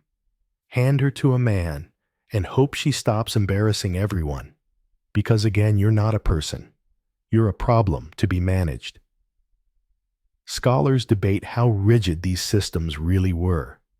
Some legal codes included protections for women, especially widows or mothers of soldiers. Some towns had courts that allowed women to bring complaints. But the reality depended on your location, your class, your connections, and your luck. One bad judge, one angry neighbor, one jealous rival, and you could lose everything: your land, your children, your life. And of course, you don't write the laws. You don't interpret them. You don't enforce them. That's all done by men. Men who see the world through a lens that doesn't include your suffering unless it inconveniences them. So even when you obey the rules, you're still at risk because the law is like the weather. It changes without warning, and no one cares if it flattens your roof. Sometimes you wonder what justice might look like if it was made for people like you? If the courts heard your voice, if your pain was counted, if there were consequences for the things that break you? But that's not this world. In this world, justice is just another man's name on another man's scroll. So, you do what you must. You stay small. You stay quiet. You learn which doors to knock on and which ones to avoid. You teach your daughter to hold her tongue and walk fast. You hope your son turns out kind, even though everything around him teaches him not to be. Because when the law doesn't protect you, survival becomes your only defense. Not truth, not fairness. Just making it to the next day without giving them a reason to notice you. You're tightening the laces of your bodice, pulling until your ribs creak. Not because you want to, because you're expected to. Appearance matters. It always has. In this world, your face is your fortune, and your clothing is your resume. Before you speak a word, you've already been judged by your hemline and your hair, your posture, and whether your shoes are the right shade of brown or just suspiciously peasant. Fashion in the Middle Ages isn't about fun. It's not about self-expression or flair.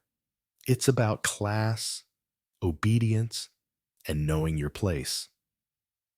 A woman dressed above her station risks ridicule, suspicion, even punishment. The wrong garment on the wrong body becomes a threat. Because if a low-born woman starts looking noble, then how is anyone supposed to know where she belongs? So, you dress carefully. If you're poor, you make do with wool, rough, scratchy, plain. You dye it with plant scraps and wear it until it nearly falls apart. If you're noble, you get linen and silk, fur in the winter, colors like crimson or deep blue that scream status. But even then, you don't choose freely. Your family does, your husband does, the sumptu laws do. Yes, there are laws about what women can wear. Want to know what color you can wear based on your husband's income? The Crown's got chart for that. Let's talk about the historical fact of the night. Sumptu laws were widespread in medieval Europe. They regulated what materials and colors you could wear depending on your social rank. In England, for example, only royalty and the highest-ranking nobles could wear cloth of gold or purple silk. Lesser women were banned from certain trimmings, embroidery styles, or even types of buttons. Heaven forbid you look expensive without permission. And shoes, don't even get started on shoes. There's a brief but baffling period where pointy-toed footwear called poulaines becomes fashionable. The longer the toe, the more elite the wearer.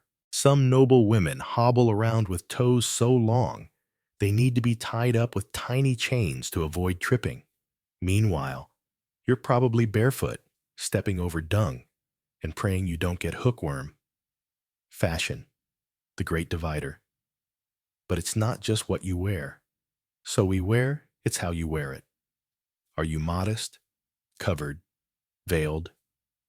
If your hair is loose past a certain age, people raise their eyebrows. If your neckline dips too low, accidentally or otherwise, you risk being labeled wanton. People act like your body is a danger just waiting to happen. Something about a visible collarbone that makes a priest clutch his rosary like it's about to fly out of his hands. And here's the ironic twist. The rules of modesty aren't consistent. In one town, bare arms are fine. In the next, scandalous. Sometimes veils are required by law. Other times, they were just expected. Either way, if you don't follow the dress code, no matter how impossible it is to interpret, you're judged. And not just by the church or the crown, by other women too. Especially those trying to stay safe by blending in. Now, For the weird fringe fact, lead-based cosmetics were sometimes used by wealthy women to lighten their skin. That's right, they literally poisoned themselves for fashion. Paleness meant purity. It also meant you didn't have to work outside, which meant you were rich, so some women applied powders containing vinegar, chalk, and lead to achieve that ethereal, I've never been touched by sunlight or labor look. Bonus points if you fainted now and then. Weakness was considered elegant. Hair was another battlefield. Blonde was the most desirable shade, supposedly angelic, delicate, and impossibly expensive to achieve if you weren't born with it. Women soaked their hair in lye and sat in the sun for hours to bleach it, even knowing it might fall out in clumps. Eyebrows were plucked into oblivion or shaved completely, and high foreheads were so fashionable that women removed their hairline with tweezers or pumice stones to create the illusion of a taller brow. Beauty standards medieval edition. And don't think men didn't notice. They absolutely did. Poets wrote sonnets about your eyes, your lips, your hair like spun gold. But if you actually tried to look beautiful on purpose, that was vanity. And vanity conveniently was a sin. A woman who drew attention to herself was a temptation. A woman who failed to look pleasing was a disgrace. You had to walk a tightrope between desirable and demure, between lovely and invisible. You get dressed in the morning knowing that your outfit could be read as flirtation, defiance, laziness, ambition, or piety all at once. Nothing is neutral. Even your belt placement has implications. And no matter how hard you try to get it right, someone will always find a reason to tuck disapprovingly behind your back. There's debate among scholars about how seriously sumptu laws were enforced. Some say they were mostly symbolic guidelines that shape behavior without much punishment. Others argue that in certain cities, breaking the fashion code could lead to public shaming, fines, or even physical punishment. But either way, the point wasn't enforcement. It was control. Remind people, especially women, that they are watched. So you learn to dress strategically, not too fine, not too plain. Nothing that suggests you're trying to rise above your station. Nothing that suggests you've given up completely. You become a master of restraint and managing your appearance the way a diplomat manages a treaty, carefully, subtly, defensively. And as you grow older, the rules shift again. Now you're expected to fade gracefully. Your body is no longer valued, but it's still policed. If you look too young, people whisper. If you look too old, they stop looking at all. Either way, you disappear. But not before they take one last inventory of your wrinkles, your graying hair, your bent spine, your frayed hem. You never win the game of fashion in the Middle Ages. At best, you survive it.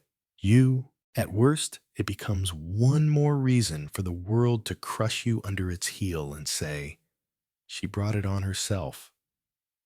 So tomorrow, you'll get dressed again, pin your veil, cinch your belt, pull your bodice tight, and step into the world like a silent negotiation.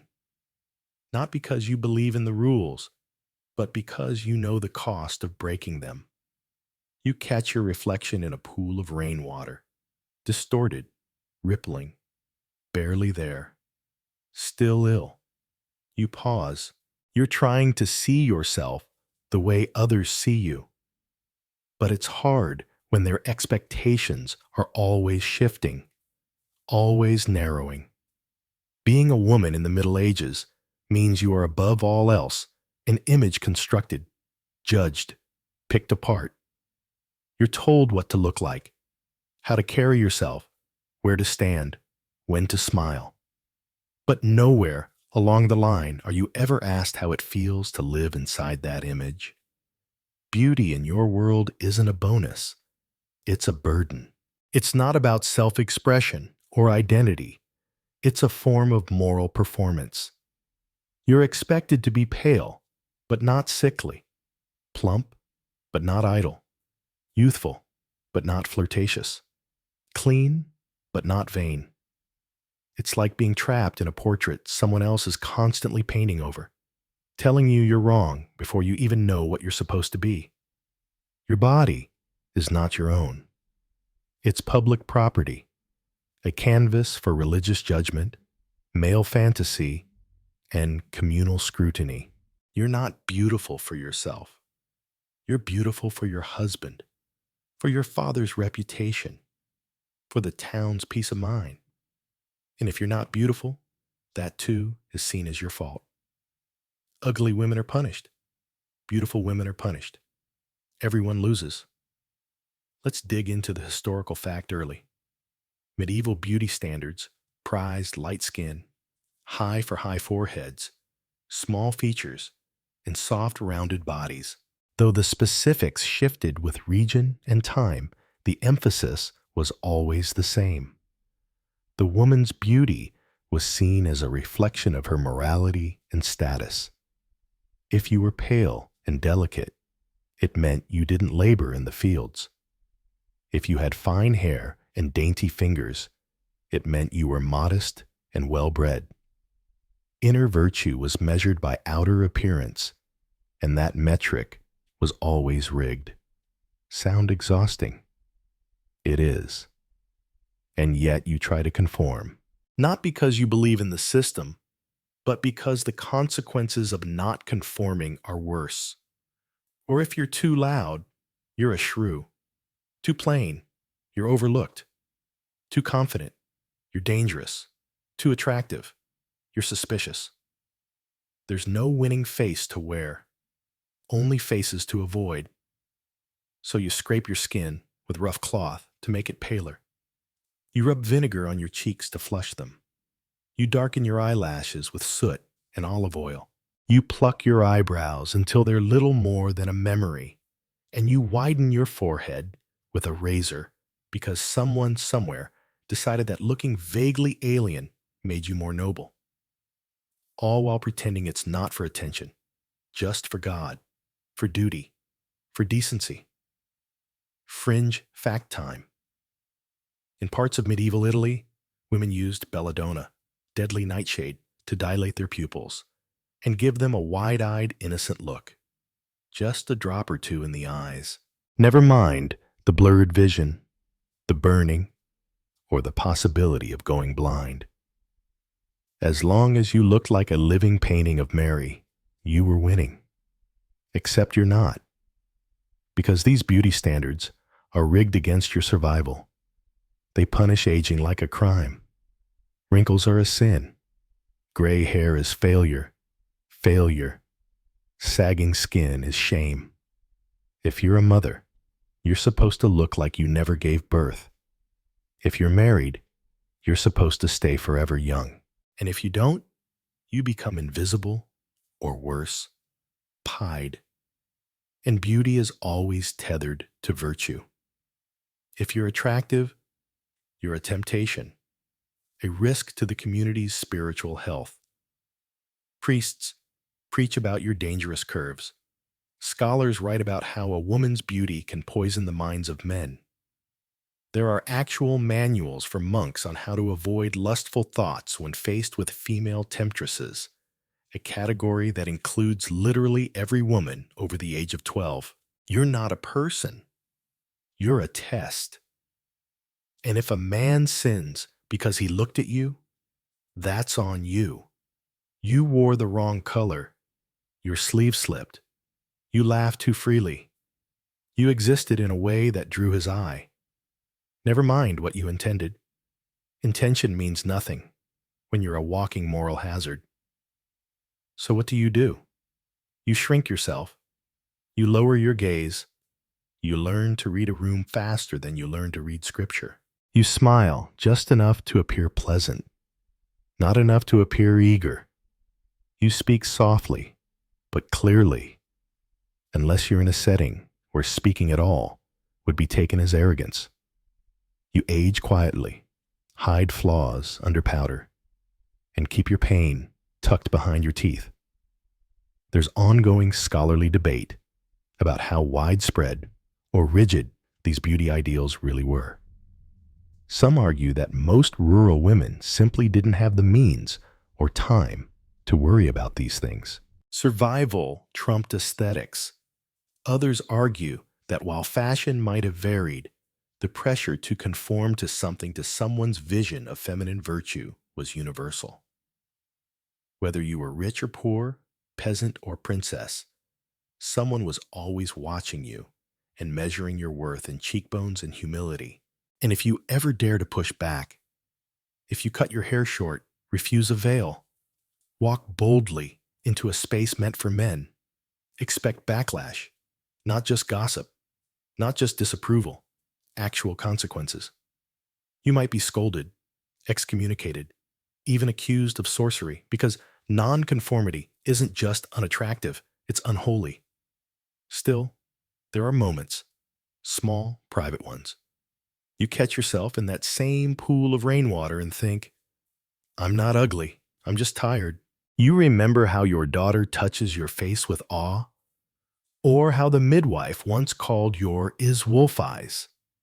Not a compliment, but not an insult either. Just something raw, something alive. Sometimes you tie your hair with a ribbon that makes you feel light. You run a cloth dipped in rose water over your arms just for yourself. You breathe in the scent and think, I am still here. No matter what they say, no matter how they look at you, you don't belong to their vision. You belong to yourself, even if you can only admit that in secret. And in this world, where your face is never just a face, that act of quiet ownership might be the bravest thing you ever do. You're kneeling again. Your knees are bruised from stone floors, your fingers numb from the cold, and the incense makes your eyes sting. But you stay there, whispering your prayers, trying to look humble, because in this world, religion isn't just faith. It's structure, surveillance, identity. It tells you who you are. And if you're a woman in the Middle Ages, it tells you over and over again that you are the problem. Everywhere you turn, you're reminded, Eve, that's where it started. One bite of fruit, and now you bleed every month, suffer in childbirth, and live under the rule of men. The sermons tell you you're the gateway to sin, the original traitor. Your very body is a warning to others. Men are strong and spiritual. Women are weak and carnal. That's the foundation. The lesson carved into wooden stone in Scripture. You want to believe in something. You really do. The songs are beautiful. The stained glass glows like trapped fire. And sometimes during Mass, you feel something. Peace, maybe connection, a flicker of joy. But then the priest starts in on women again. Your voice is too loud. Your presence is too distracting. Your temptation too powerful. And your soul, well, good luck purifying that without a lifetime of servitude. Here's your historical fact for the night. In the medieval church, women were considered spiritually inferior by default. Most clergy believed women had to submit to male spiritual authority at all times. That's why women couldn't be priests or hear confessions or administer sacraments. Their role was to be silent, penitent, and preferably invisible. If they were especially lucky, they might become nuns. But even then, they were expected to defer to male bishops. The Bible isn't on your side, at least not the way it's interpreted here. You're told to be meek like Mary, obedient like Sarah, patient like Ruth. The church loves a quiet, suffering woman. Saints are women who died virgins, or mothers who prayed through unthinkable loss without complaint. Martyrs who said nothing as they burned. Your value lies in endurance, not resistance. Now, let's take a detour into the absurd. Medieval theologians actually debated whether women had full human souls. No? Really? Some claimed women had weaker souls that needed male guidance. Others argued that while women did have souls, they were more susceptible to demonic possession due to their moist and open nature. The idea was that since women's bodies were more permeable, literally and metaphorically, they were easier targets for Satan. So yes, once again, your biology is a cosmic liability. And speaking of demons, women were seen as more likely to consort with the devil. Why? Because of your emotional nature, your insatiable curiosity, and of course, your sexuality. Lust wasn't just frowned upon, it was weaponized. If a man had impure thoughts, it was because you tempted him. If he acted on them, still your fault. Your body caused his sin. Your smile summoned his downfall. So you try to disappear inside your faith. You cross yourself with trembling fingers. You confess sins you didn't know you committed. You attend Mass even when your body aches because being seen at church is as much about survival as salvation. You light candles for your children, your mother, your aching knees. And you try not to cry when the priest preaches another homily about the treacherous nature of women. You listen to stories of female saints and try to find something to hold on to. Hildegard of Bingen wrote Music and Theology. Wasn't she respected? Yes, but only after visions deemed her divine. Julian of Norwich had profound revelations, but only after almost dying. These women didn't climb. They suffered. They weren't praised for speaking. They were tolerated for surviving. And only when men decided their suffering had value. The church tells you your body is impure, but still demands you baptize every child you bear. They tell you your voice is dangerous, but ask you to sing hymns in perfect unison. They warn you against pride, but expect flawless attendance and spotless veils. They condemn you for being born a woman, and then assign you every domestic virtue, every spiritual burden, every drop of guilt in the basin. And if you're widowed, watch your step. You're suddenly more visible, more vulnerable, alone in the pew, alone at confession, alone at the mercy of a church that no longer sees you as protected. Some widows are respected, sure, but only the quiet ones, the ones who wear black and say nothing, the others who speak, who ask for property rights, who show up at legal proceedings, are viewed with suspicion. Because what's scarier than a woman with no man to control her, one with nothing left to lose? Scholars debate how much power medieval women truly had within religion. Some argue that pious women found their voices through mysticism, prayer, or charitable work. Others point out that the church's structure was built to silence women, not uplift them. Even the most celebrated female visionaries were only taken seriously when their revelations aligned with church doctrine. And even then, their words were filtered, edited, and approved by male scribes.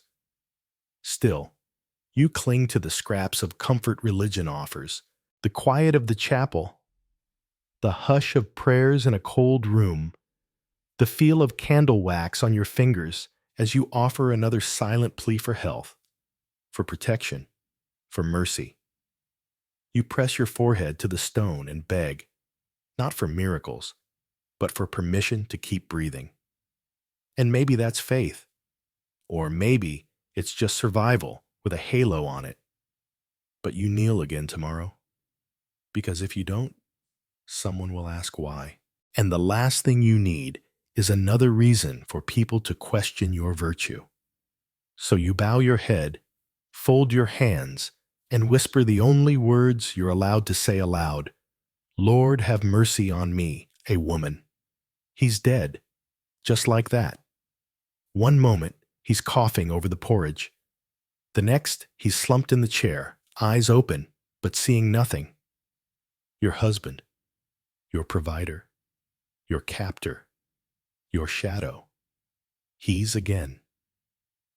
And for the first time in years, the house is silent. No booming voice asking where his cloak is. No drunken slurs muttered from the hearth. No demands, no footsteps, no breathing but your own. You'd think that would feel like freedom. It doesn't. It feels like danger. Because being a widow in the Middle Ages doesn't come with sympathy casserolies and well wishes. It comes with suspicion, vulnerability, and paperwork you can't read. The minute your husband dies, the world starts circling. Neighbors, priests, local lords, family members you barely know. Everyone wants to know what you plan to do next, where you'll go, who you'll marry, what you have, what you're hiding, and you are hiding. Everything that might matter. The extra bolts of wool, the silver spoon you never used, the candle ends you've been saving. You bury them in the root cellar because the vultures are coming. And if you don't protect what's left, you'll have nothing. Here's your historical fact. Widows in the Middle Ages were one of the only groups of women legally allowed to own property, manage estates, or represent themselves in court. Sounds progressive, right? But that power was conditional, limited by class and location, and almost always temporary. Widows were expected to remarry, often within months, especially if they were young or had land, because heaven forbid a woman exists without a man telling her what to do. And if your husband didn't leave a will, things get dicey fast. Maybe you're allowed to keep 1/3 of the estate if the church approves it. Maybe the land reverts to his brother. Maybe a cousin you've never met shows up with a forged document and a smug smile. You try to argue, but your voice has no legal weight. You might be allowed to speak, but no one is listening. That's when the rumors start. That you poisoned him. That you didn't cry hard enough at the burial. That you've been too cheerful lately. That you let your hair down in the garden. People stare longer now. Men are. You like their shopping. Women glance at you like you've grown horns. You're not just a widow. You're a wild card. Let's take a moment for a fringe fact. In some parts of medieval Eastern Europe, widows were expected to participate in ritualized mourning for up to a year. That meant black clothing, no laughter, no dancing, no socializing. If you were seen smiling before your mourning period ended, people might say you were consorting with spirits, or worse, that you were already seducing your next husband. Because God forbid a woman be happy when she's no longer being beaten twice a week. And here's the real horror. Widowhood doesn't make you safe. It makes you available. If your husband was a good man, his friends might protect you by marrying you off to someone even older or even worse. If he was cruel, nobody cares. Either way, you're expected to hand over your freedom like it's overdue library parchment. Because a woman living alone, that's a loose thread in the social fabric. If you have sons, they might inherit. If they're old enough, you might get to stay in your home and act as a sort of housekeeper for your own children. If they're young, the estate could be managed by a male relative on their behalf, which means not on yours. You'll get a corner room and some cold porridge and a reminder that your job is over. And if you have daughters, that's a different headache entirely. they're suddenly seen as unprotected, and unprotected is code for target. People will assume you're desperate to marry them off, and they're not wrong. Better a bad match than no match. Better a sickly man with some land than a charming one with a nothing. Because in widowhood, your daughter's virtue is tied directly to your own. If she slips even slightly, people won't just blame her, they'll blame you. Historians debate whether widows in the Middle Ages had more autonomy than other women. Some did. There are records of widows running taverns, managing businesses, even suing male relatives in court. But these are exceptions. For most, widowhood was a tightrope. Too independent and you're shunned. Too vulnerable and you're devoured. And if you do find someone to marry again, you'd better hope he's kind, because the second marriage rarely offers more freedom than the first. Once remarried, your brief flash of legal independence vanishes like smoke. Your new husband controls your property, your children, your movements, your choices. The only thing you might keep is the memory of that short, strange window when you are alone. And no one could tell you how to sleep or who to be. There's another option, of course, the convent. Again, it's always there, looming in the distance like a stone sanctuary. For some widows, it's a haven. For others, a prison with a different warden. You could take vows and spend the rest of your days in silence, sewing and praying, trying not to dwell on everything you've lost, or everything you never got to have. It's a way out, but it's not always a way forward. So you live in limbo. You mourn a man you maybe didn't love. You manage a house that maybe isn't yours.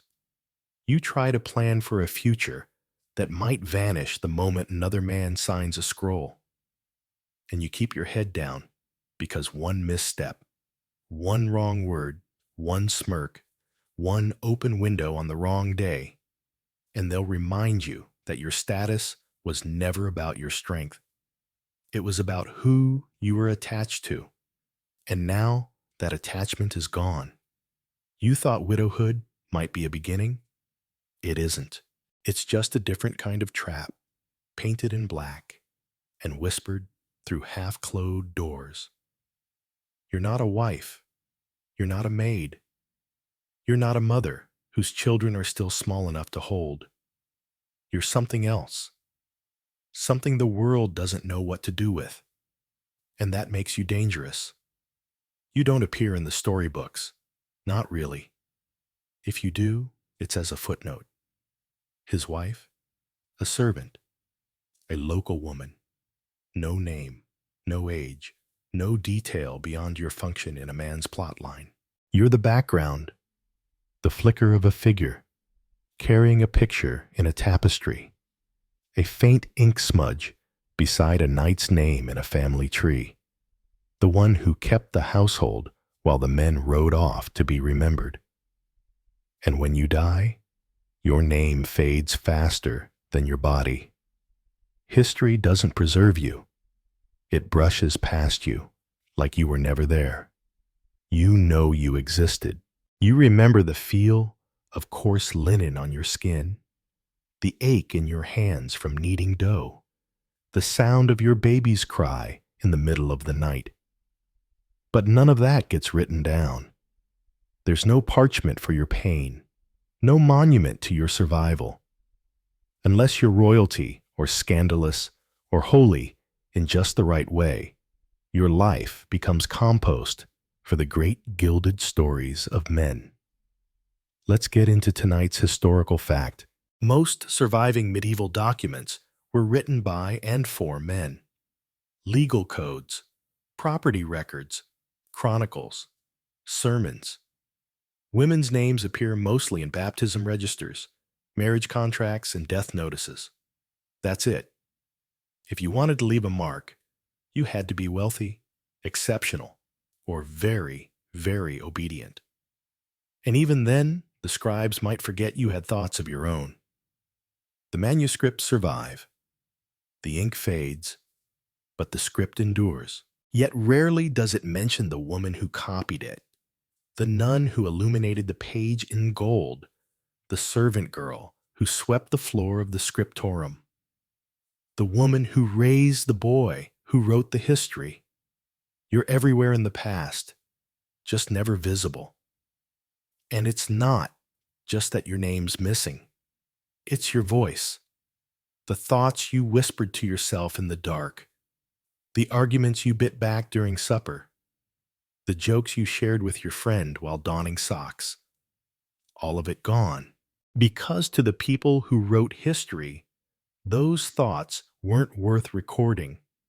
They wanted kings, wars, saints, not the daily lives of women who scraped mold off bread and negotiated peace between quarreling children before sunrise.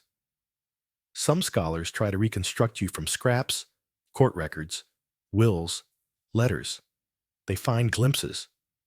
A woman who lent money in Venice, a midwife in York who had a dozen clients, a washerwoman in Prague who got in a fist fight at the market and won.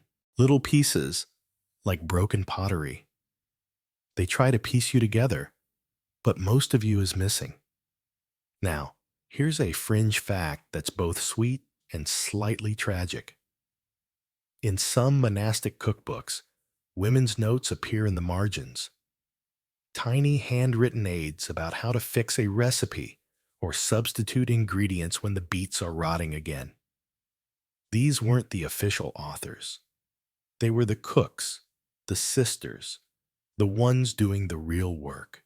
And even though no one asked for their thoughts, they left them anyway. Quiet rebellion in the form of better soup. But outside those margins, the story goes on without you. Kings are crowned, wars are fought, cities fall, and the chroniclers mention famine, but not the women who starved first. They mention battles, but not the wives who searched the fields afterward. They write of plagues, but not the girls who boiled water for the dying, while their own skin blistered. Even art does it. In stained glass, you're the figure behind Mary. In paintings, you're the anonymous woman, holding a basket or staring off to the side. In sculpture, you're rendered modest and silent, eyes lowered, body draped in folds that suggest piety, but never power. Your likeness is shaped by someone else's idea of what you should be, never what you were. And what you were was everything. Without you, the grain isn't ground, the candles aren't dipped, the children aren't raised, the wounded aren't nursed, the sick aren't buried, the bread isn't baked, the fires aren't lit. But history has a habit of only recording what happens in public. And your life was lived in the corners, in kitchens and cellars, in the shadows of drafty halls. There's ongoing debate about how intentional this erasure really was. Some say it was deliberate, patriarchal systems designed to suppress women's contributions. Others say it was structural, that the absence of records reflects the reality of literacy and access, not active malice. But to you, it doesn't matter. You're still gone. And worse, you knew you would be. That's why when you're alone, you sometimes try to remember yourself harder. You trace your name in the soot of the hearth just to see it somewhere. You carve your initials into a wooden spoon, hide a symbol on the hem of a dress. Tiny acts of defiance. Not enough to rewrite history, but maybe enough to haunt it. Because deep down, you know you deserve to be seen, not just as a mother or a wife or a witch or a widow, but as a person. A woman who lived through this grinding, smoke-choked, plague-ridden century with strength that was never praised because it was never optional. You existed, even if they don't say your name, even if your grave is unmarked. Even if your stories never made it past your daughter's ears, you were here. And maybe that's why we tell this story now. Why do we pull your memory out from the shadows and bring it into the light? Because you mattered, because you still do, and because someone should have uttered your name while you were still alive to hear it. You're squinting at a page, not because the candlelight is too dim, though it is, but because you're unsure if you're even allowed to look. Reading, for you, isn't a guarantee. It's not taught, not expected, and certainly not encouraged. A woman with a book in her hand, that's suspicious. A woman who understands what's written inside, even worse, downright dangerous. Yet your fingers hover near the parchment, and your eyes trace the dark strokes of ink like they're forbidden fruit. For most women in the Middle Ages, education was a luxury wrapped in barriers. Class, gender, and language all stood between you and knowledge. If you're poor, forget it. Your world is oral. Songs, proverbs, and instructions shouted across a field. If you're a merchant's daughter, you might be taught how to keep accounts or write a simple letter. If you're noble, maybe a tutor teaches you Latin prayers. But true literacy, the kind that can be used for personal gain, was rare. It was radical. Here's a historical fact. In many medieval societies, female literacy rates were alarmingly low, especially outside religious institutions. Where women did learn to read, it was typically limited to religious texts and often in Latin, a language most women weren't fluent in. Most girls weren't even taught to write. Reading was about receiving knowledge. Writing was about generating it. And that was far too much power to hand over to women. Yet some of you managed to find a way. You sneak peeks at your brother's lessons. You beg the parish priest to teach you a letter or two. You trace words in the dirt with a stick while pretending to draw stars. Because knowing how to read, even a little, opens up a sliver of the world that was never meant to be yours. And oh, the books. Most are chained to monastery shelves or hoarded by noblemen like holy relics. Each manuscript took months, sometimes years to produce, hand-copied, illuminated, stitched into leather. They're too expensive to own, too precious to lend. And the contents, mostly theology, legal texts, sermons, and epic tales of men doing important things, while women sit quietly or die tragically to move the plot along. But every now and then, you find something different. A prayer written in the margins in a woman's hand. A herbal recipe tucked into the flyleaf. A personal note scrawled beside a psalm. My son died this week. My heart is made of stone. Just one sentence, no name, no context, but it echoes louder than the whole book. Here's a quirky detail.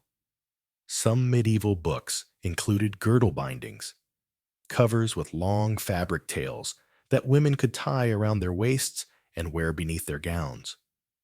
This way, the book was hidden, kept close, protected. Sometimes it was a prayer book. Sometimes it was a small treatise on womanly virtue. Sometimes it was a private journal that no one else was meant to read. Secret wisdom tied to the body like a second soul. If you're lucky enough to become a nun, your access improves within the convent walls. Women sometimes ran scriptoria, where manuscripts were copied and preserved. You could be the one illuminating the letter A with gold leaf, or correcting a misspelled Latin phrase. But even here, your role is limited.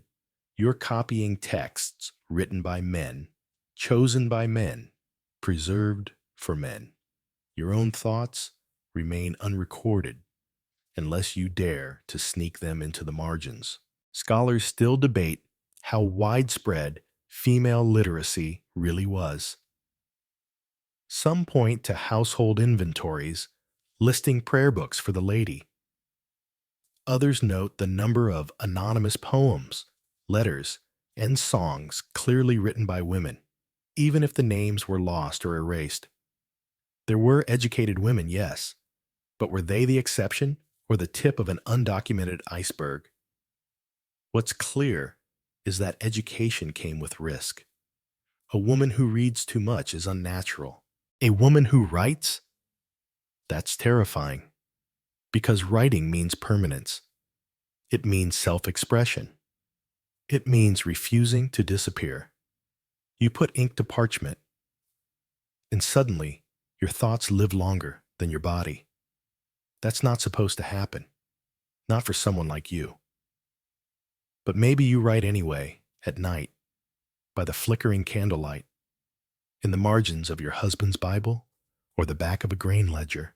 You write not because you expect anyone to read it, but because it's the only place you can say what you really think. That the priest's sermon didn't sit right. That your daughter is smarter than the boys.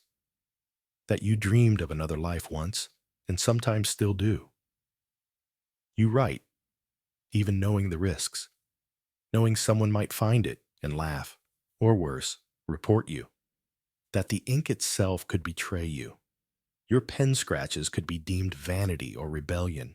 But the words come anyway, like water pressing against a dam. You press them into the parchment like seeds, not knowing if they'll grow, only hoping they'll last. And maybe, one day, centuries later, someone finds your note.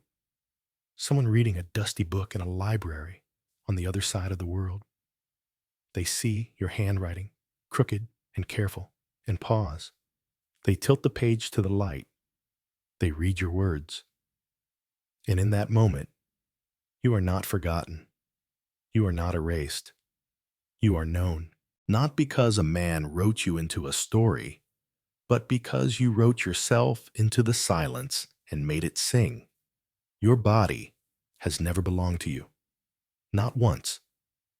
Not in birth, not in marriage, not in death. From the moment you were born, someone else had a claim on it.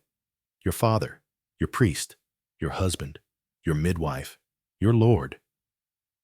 But more than anyone else, the world had something to say about your body. What it looks like, what it does, what it wants, and more often than not, what it ruins. You carry your body through the day like it's a burden, like it's something to manage before it betrays you. You walk with your head down so no one thinks you're proud. You cover your hair because it's too distracting. You wear layers, even in the heat, because bare skin is always an invitation, even when it's not, especially when it's not. Still, your body is accused of everything.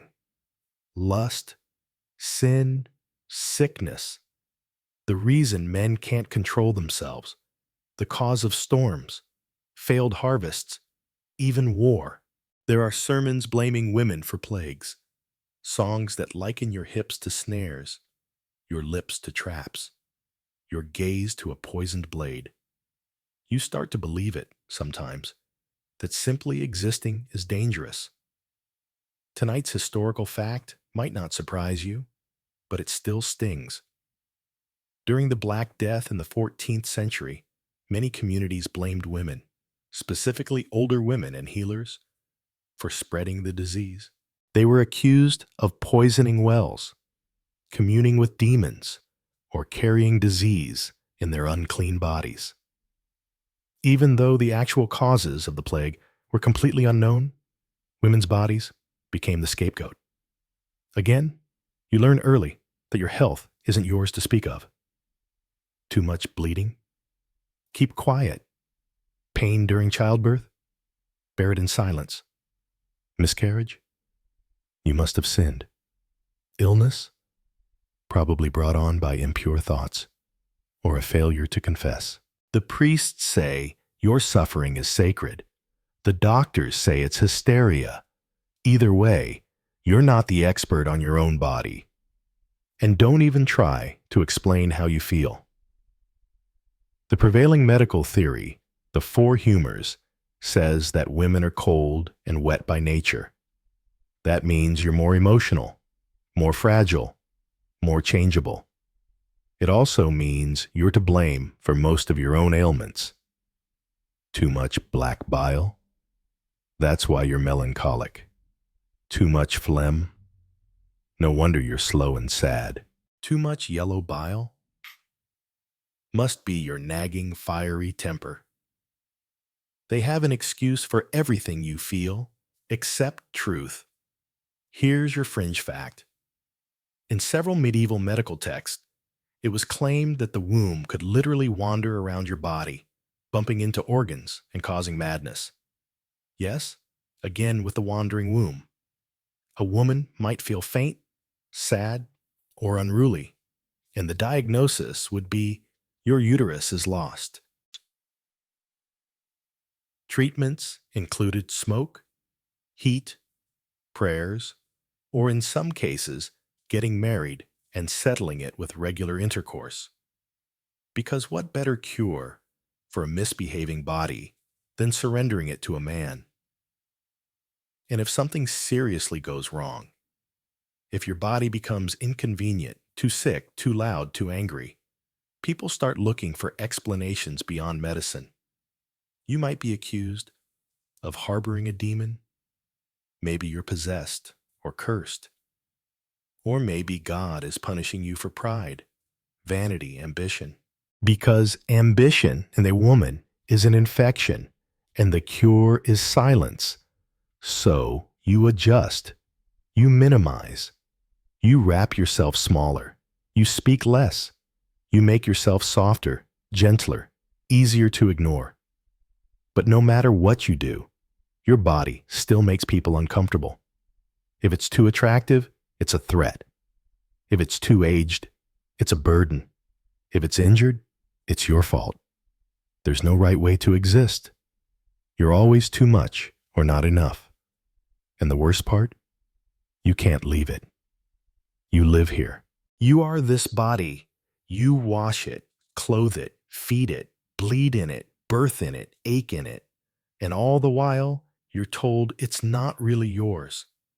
That God made it, but the world owns it. That your husband has dominion over it. That your children have claim to it. That your pain inside it is proof of your brokenness. There's academic debate about how women internalize these messages. Some argue that medieval women embraced the spiritual frame, that suffering was redemptive, that their bodies were temples for sacrifice. And others say women resisted more than we think, quietly defying expectations, keeping their own records, practicing their own medicine, sharing wisdom in whispers. Maybe both are true.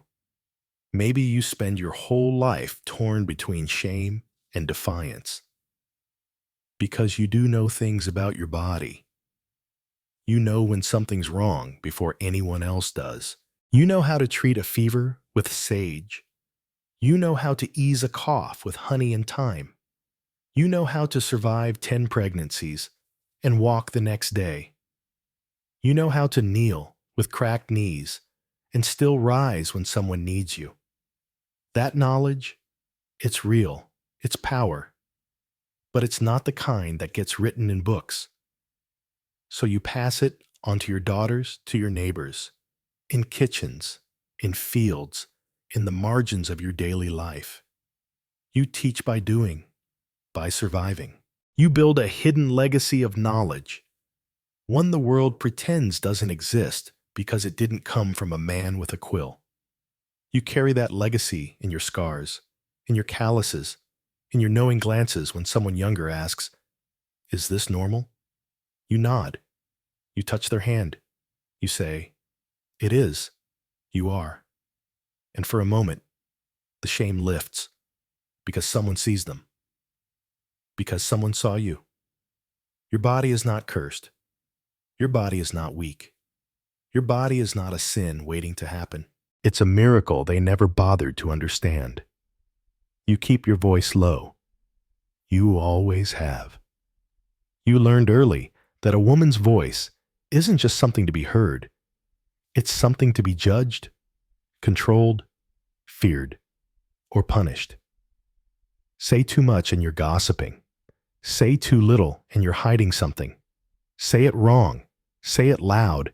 Say it without smiling. And suddenly you're a shrew, a harlot, a heretic. So you measure every word like it's coin. You spend them carefully. You pray they don't cost you your life. But even silence is risky.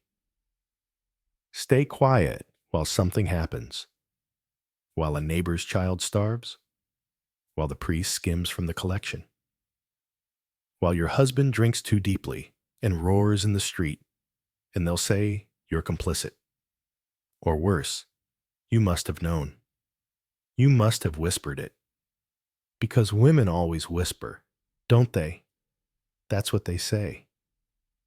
The assumption isn't whether you're speaking, it's what you're plotting.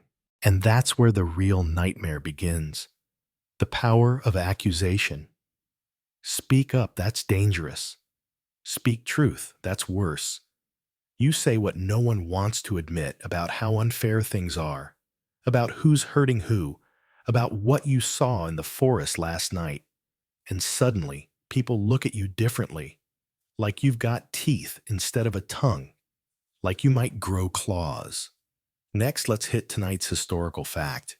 In many medieval towns and parishes, women could be prosecuted for scandal-mongering, meaning gossip, complaints, or even public criticism. This wasn't just frowned upon, it was legally punishable. Penalties ranged from fines and public penance to brutal humiliation devices like the ducking stool or the scold's bridle. So yes, if you talk too much, the town might literally strap iron to your face and parade you through the market. Still, you whisper in corners over shared loaves, in church pews, under your breath. You warn a young wife about her new husband's temper. You grumble about taxes that bleed your garden dry. You tell your friend you don't trust the man who watches the children play. You're not trying to stir trouble. You're just trying to survive with your eyes open. But word travels faster than you ever expect. And if you've spoken something someone doesn't want repeated, you're a target, accused of discontent, of stirring the pot. And you know how this ends. First, it's a warning. Then it's a summons. Then it's a punishment designed to make you a lesson. Here's your quirky fringe fact. In parts of medieval Germany and the Low Countries, a woman convicted of gossiping might be forced to wear a shame mask, a heavy metal helmet shaped like a pig, or with an iron tongue poking out between metal lips. The idea was to humiliate you into silence, but often it just made people whisper more. Because here's the thing. They don't just punish you for what you say. They punish you for being the kind of woman who would say it. Independent, loud, curious, angry, grieving, ambitious. All of those are seen as signs of something darker, something unladylike, something unnatural. And from there, it's a short jump to unnatural woman. And no, seriously, that word is never far from any woman's doorstep, especially one who won't shut up. The more you speak out, the more dangerous you appear. The more you question, the more they look at you sideways. You become a disruption in the order. A crack in the wall they've built around what a good woman should be. And they don't like cracks. Cracks let the truth in. Some scholars argue that gossip among women was one of the few ways information circulated in communities that excluded women from formal power, that it acted like a social web, a kind of informal resistance network. Others claim it was simply a byproduct of oppression. Women finding ways to vent in a world where they had no real agency. Both might be true. Gossip, like fire, is both warmth and risk. And here's the cruelest irony. Men gossip too, constantly in taverns, at the marketplace, around hunting fires. But when they do it, it's called politics, debate, news, banter.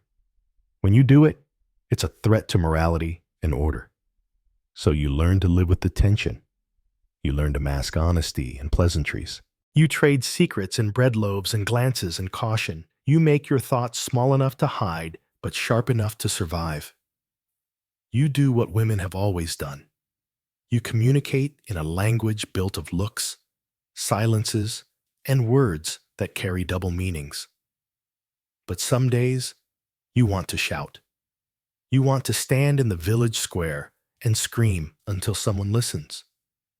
You want to say out loud, "I know what's happening. I see what's wrong. I'm not afraid to name it." But you are. You're afraid. Because in this world, being right isn't enough to protect you. Being honest isn't enough to save you. Sometimes, it's the reason they come for you first. So you keep your voice low, but not gone.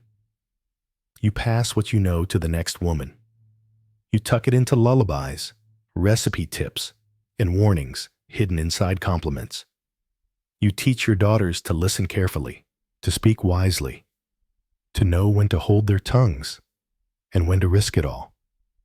Because one day, maybe the whisper will be loud enough to crack stone, loud enough to shatter rules, loud enough to remind the world we were never silent. You just refused to hear us. You weren't supposed to survive this long. Statistically, you should have died giving birth to your second child, or during your third winter of famine, or in that fever-slick week when half the village was coughing up blood. But here you are, still breathing, still waking up in the dark and lighting the fire, still stirring porridge, still whispering prayers, still you, somehow, still here. And still, after everything, you found slivers of rebellion. You wouldn't call it that, not out loud. But you know what you're doing.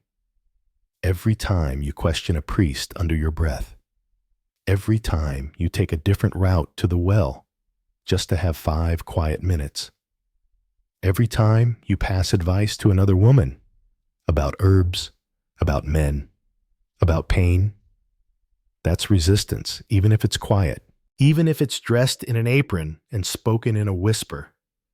Because this world has done everything it can to break you, but you're still here. Tonight's historical fact is a glimmer of hope. A small but growing number of women in the later Middle Ages began carving out space for themselves, especially in cities. Some became merchants, running businesses when their husbands died or disappeared.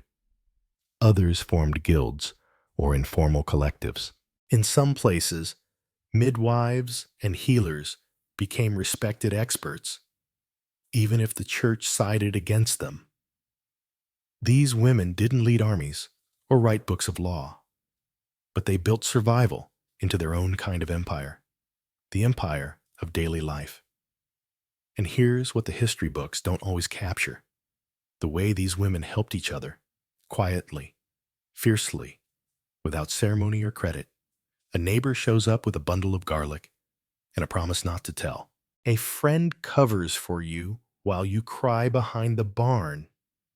Your mother-in-law, who never said she liked you, slips a coin into your hand when she sees your pantry shelf is empty. These aren't grand gestures, but they're the reason you're still standing.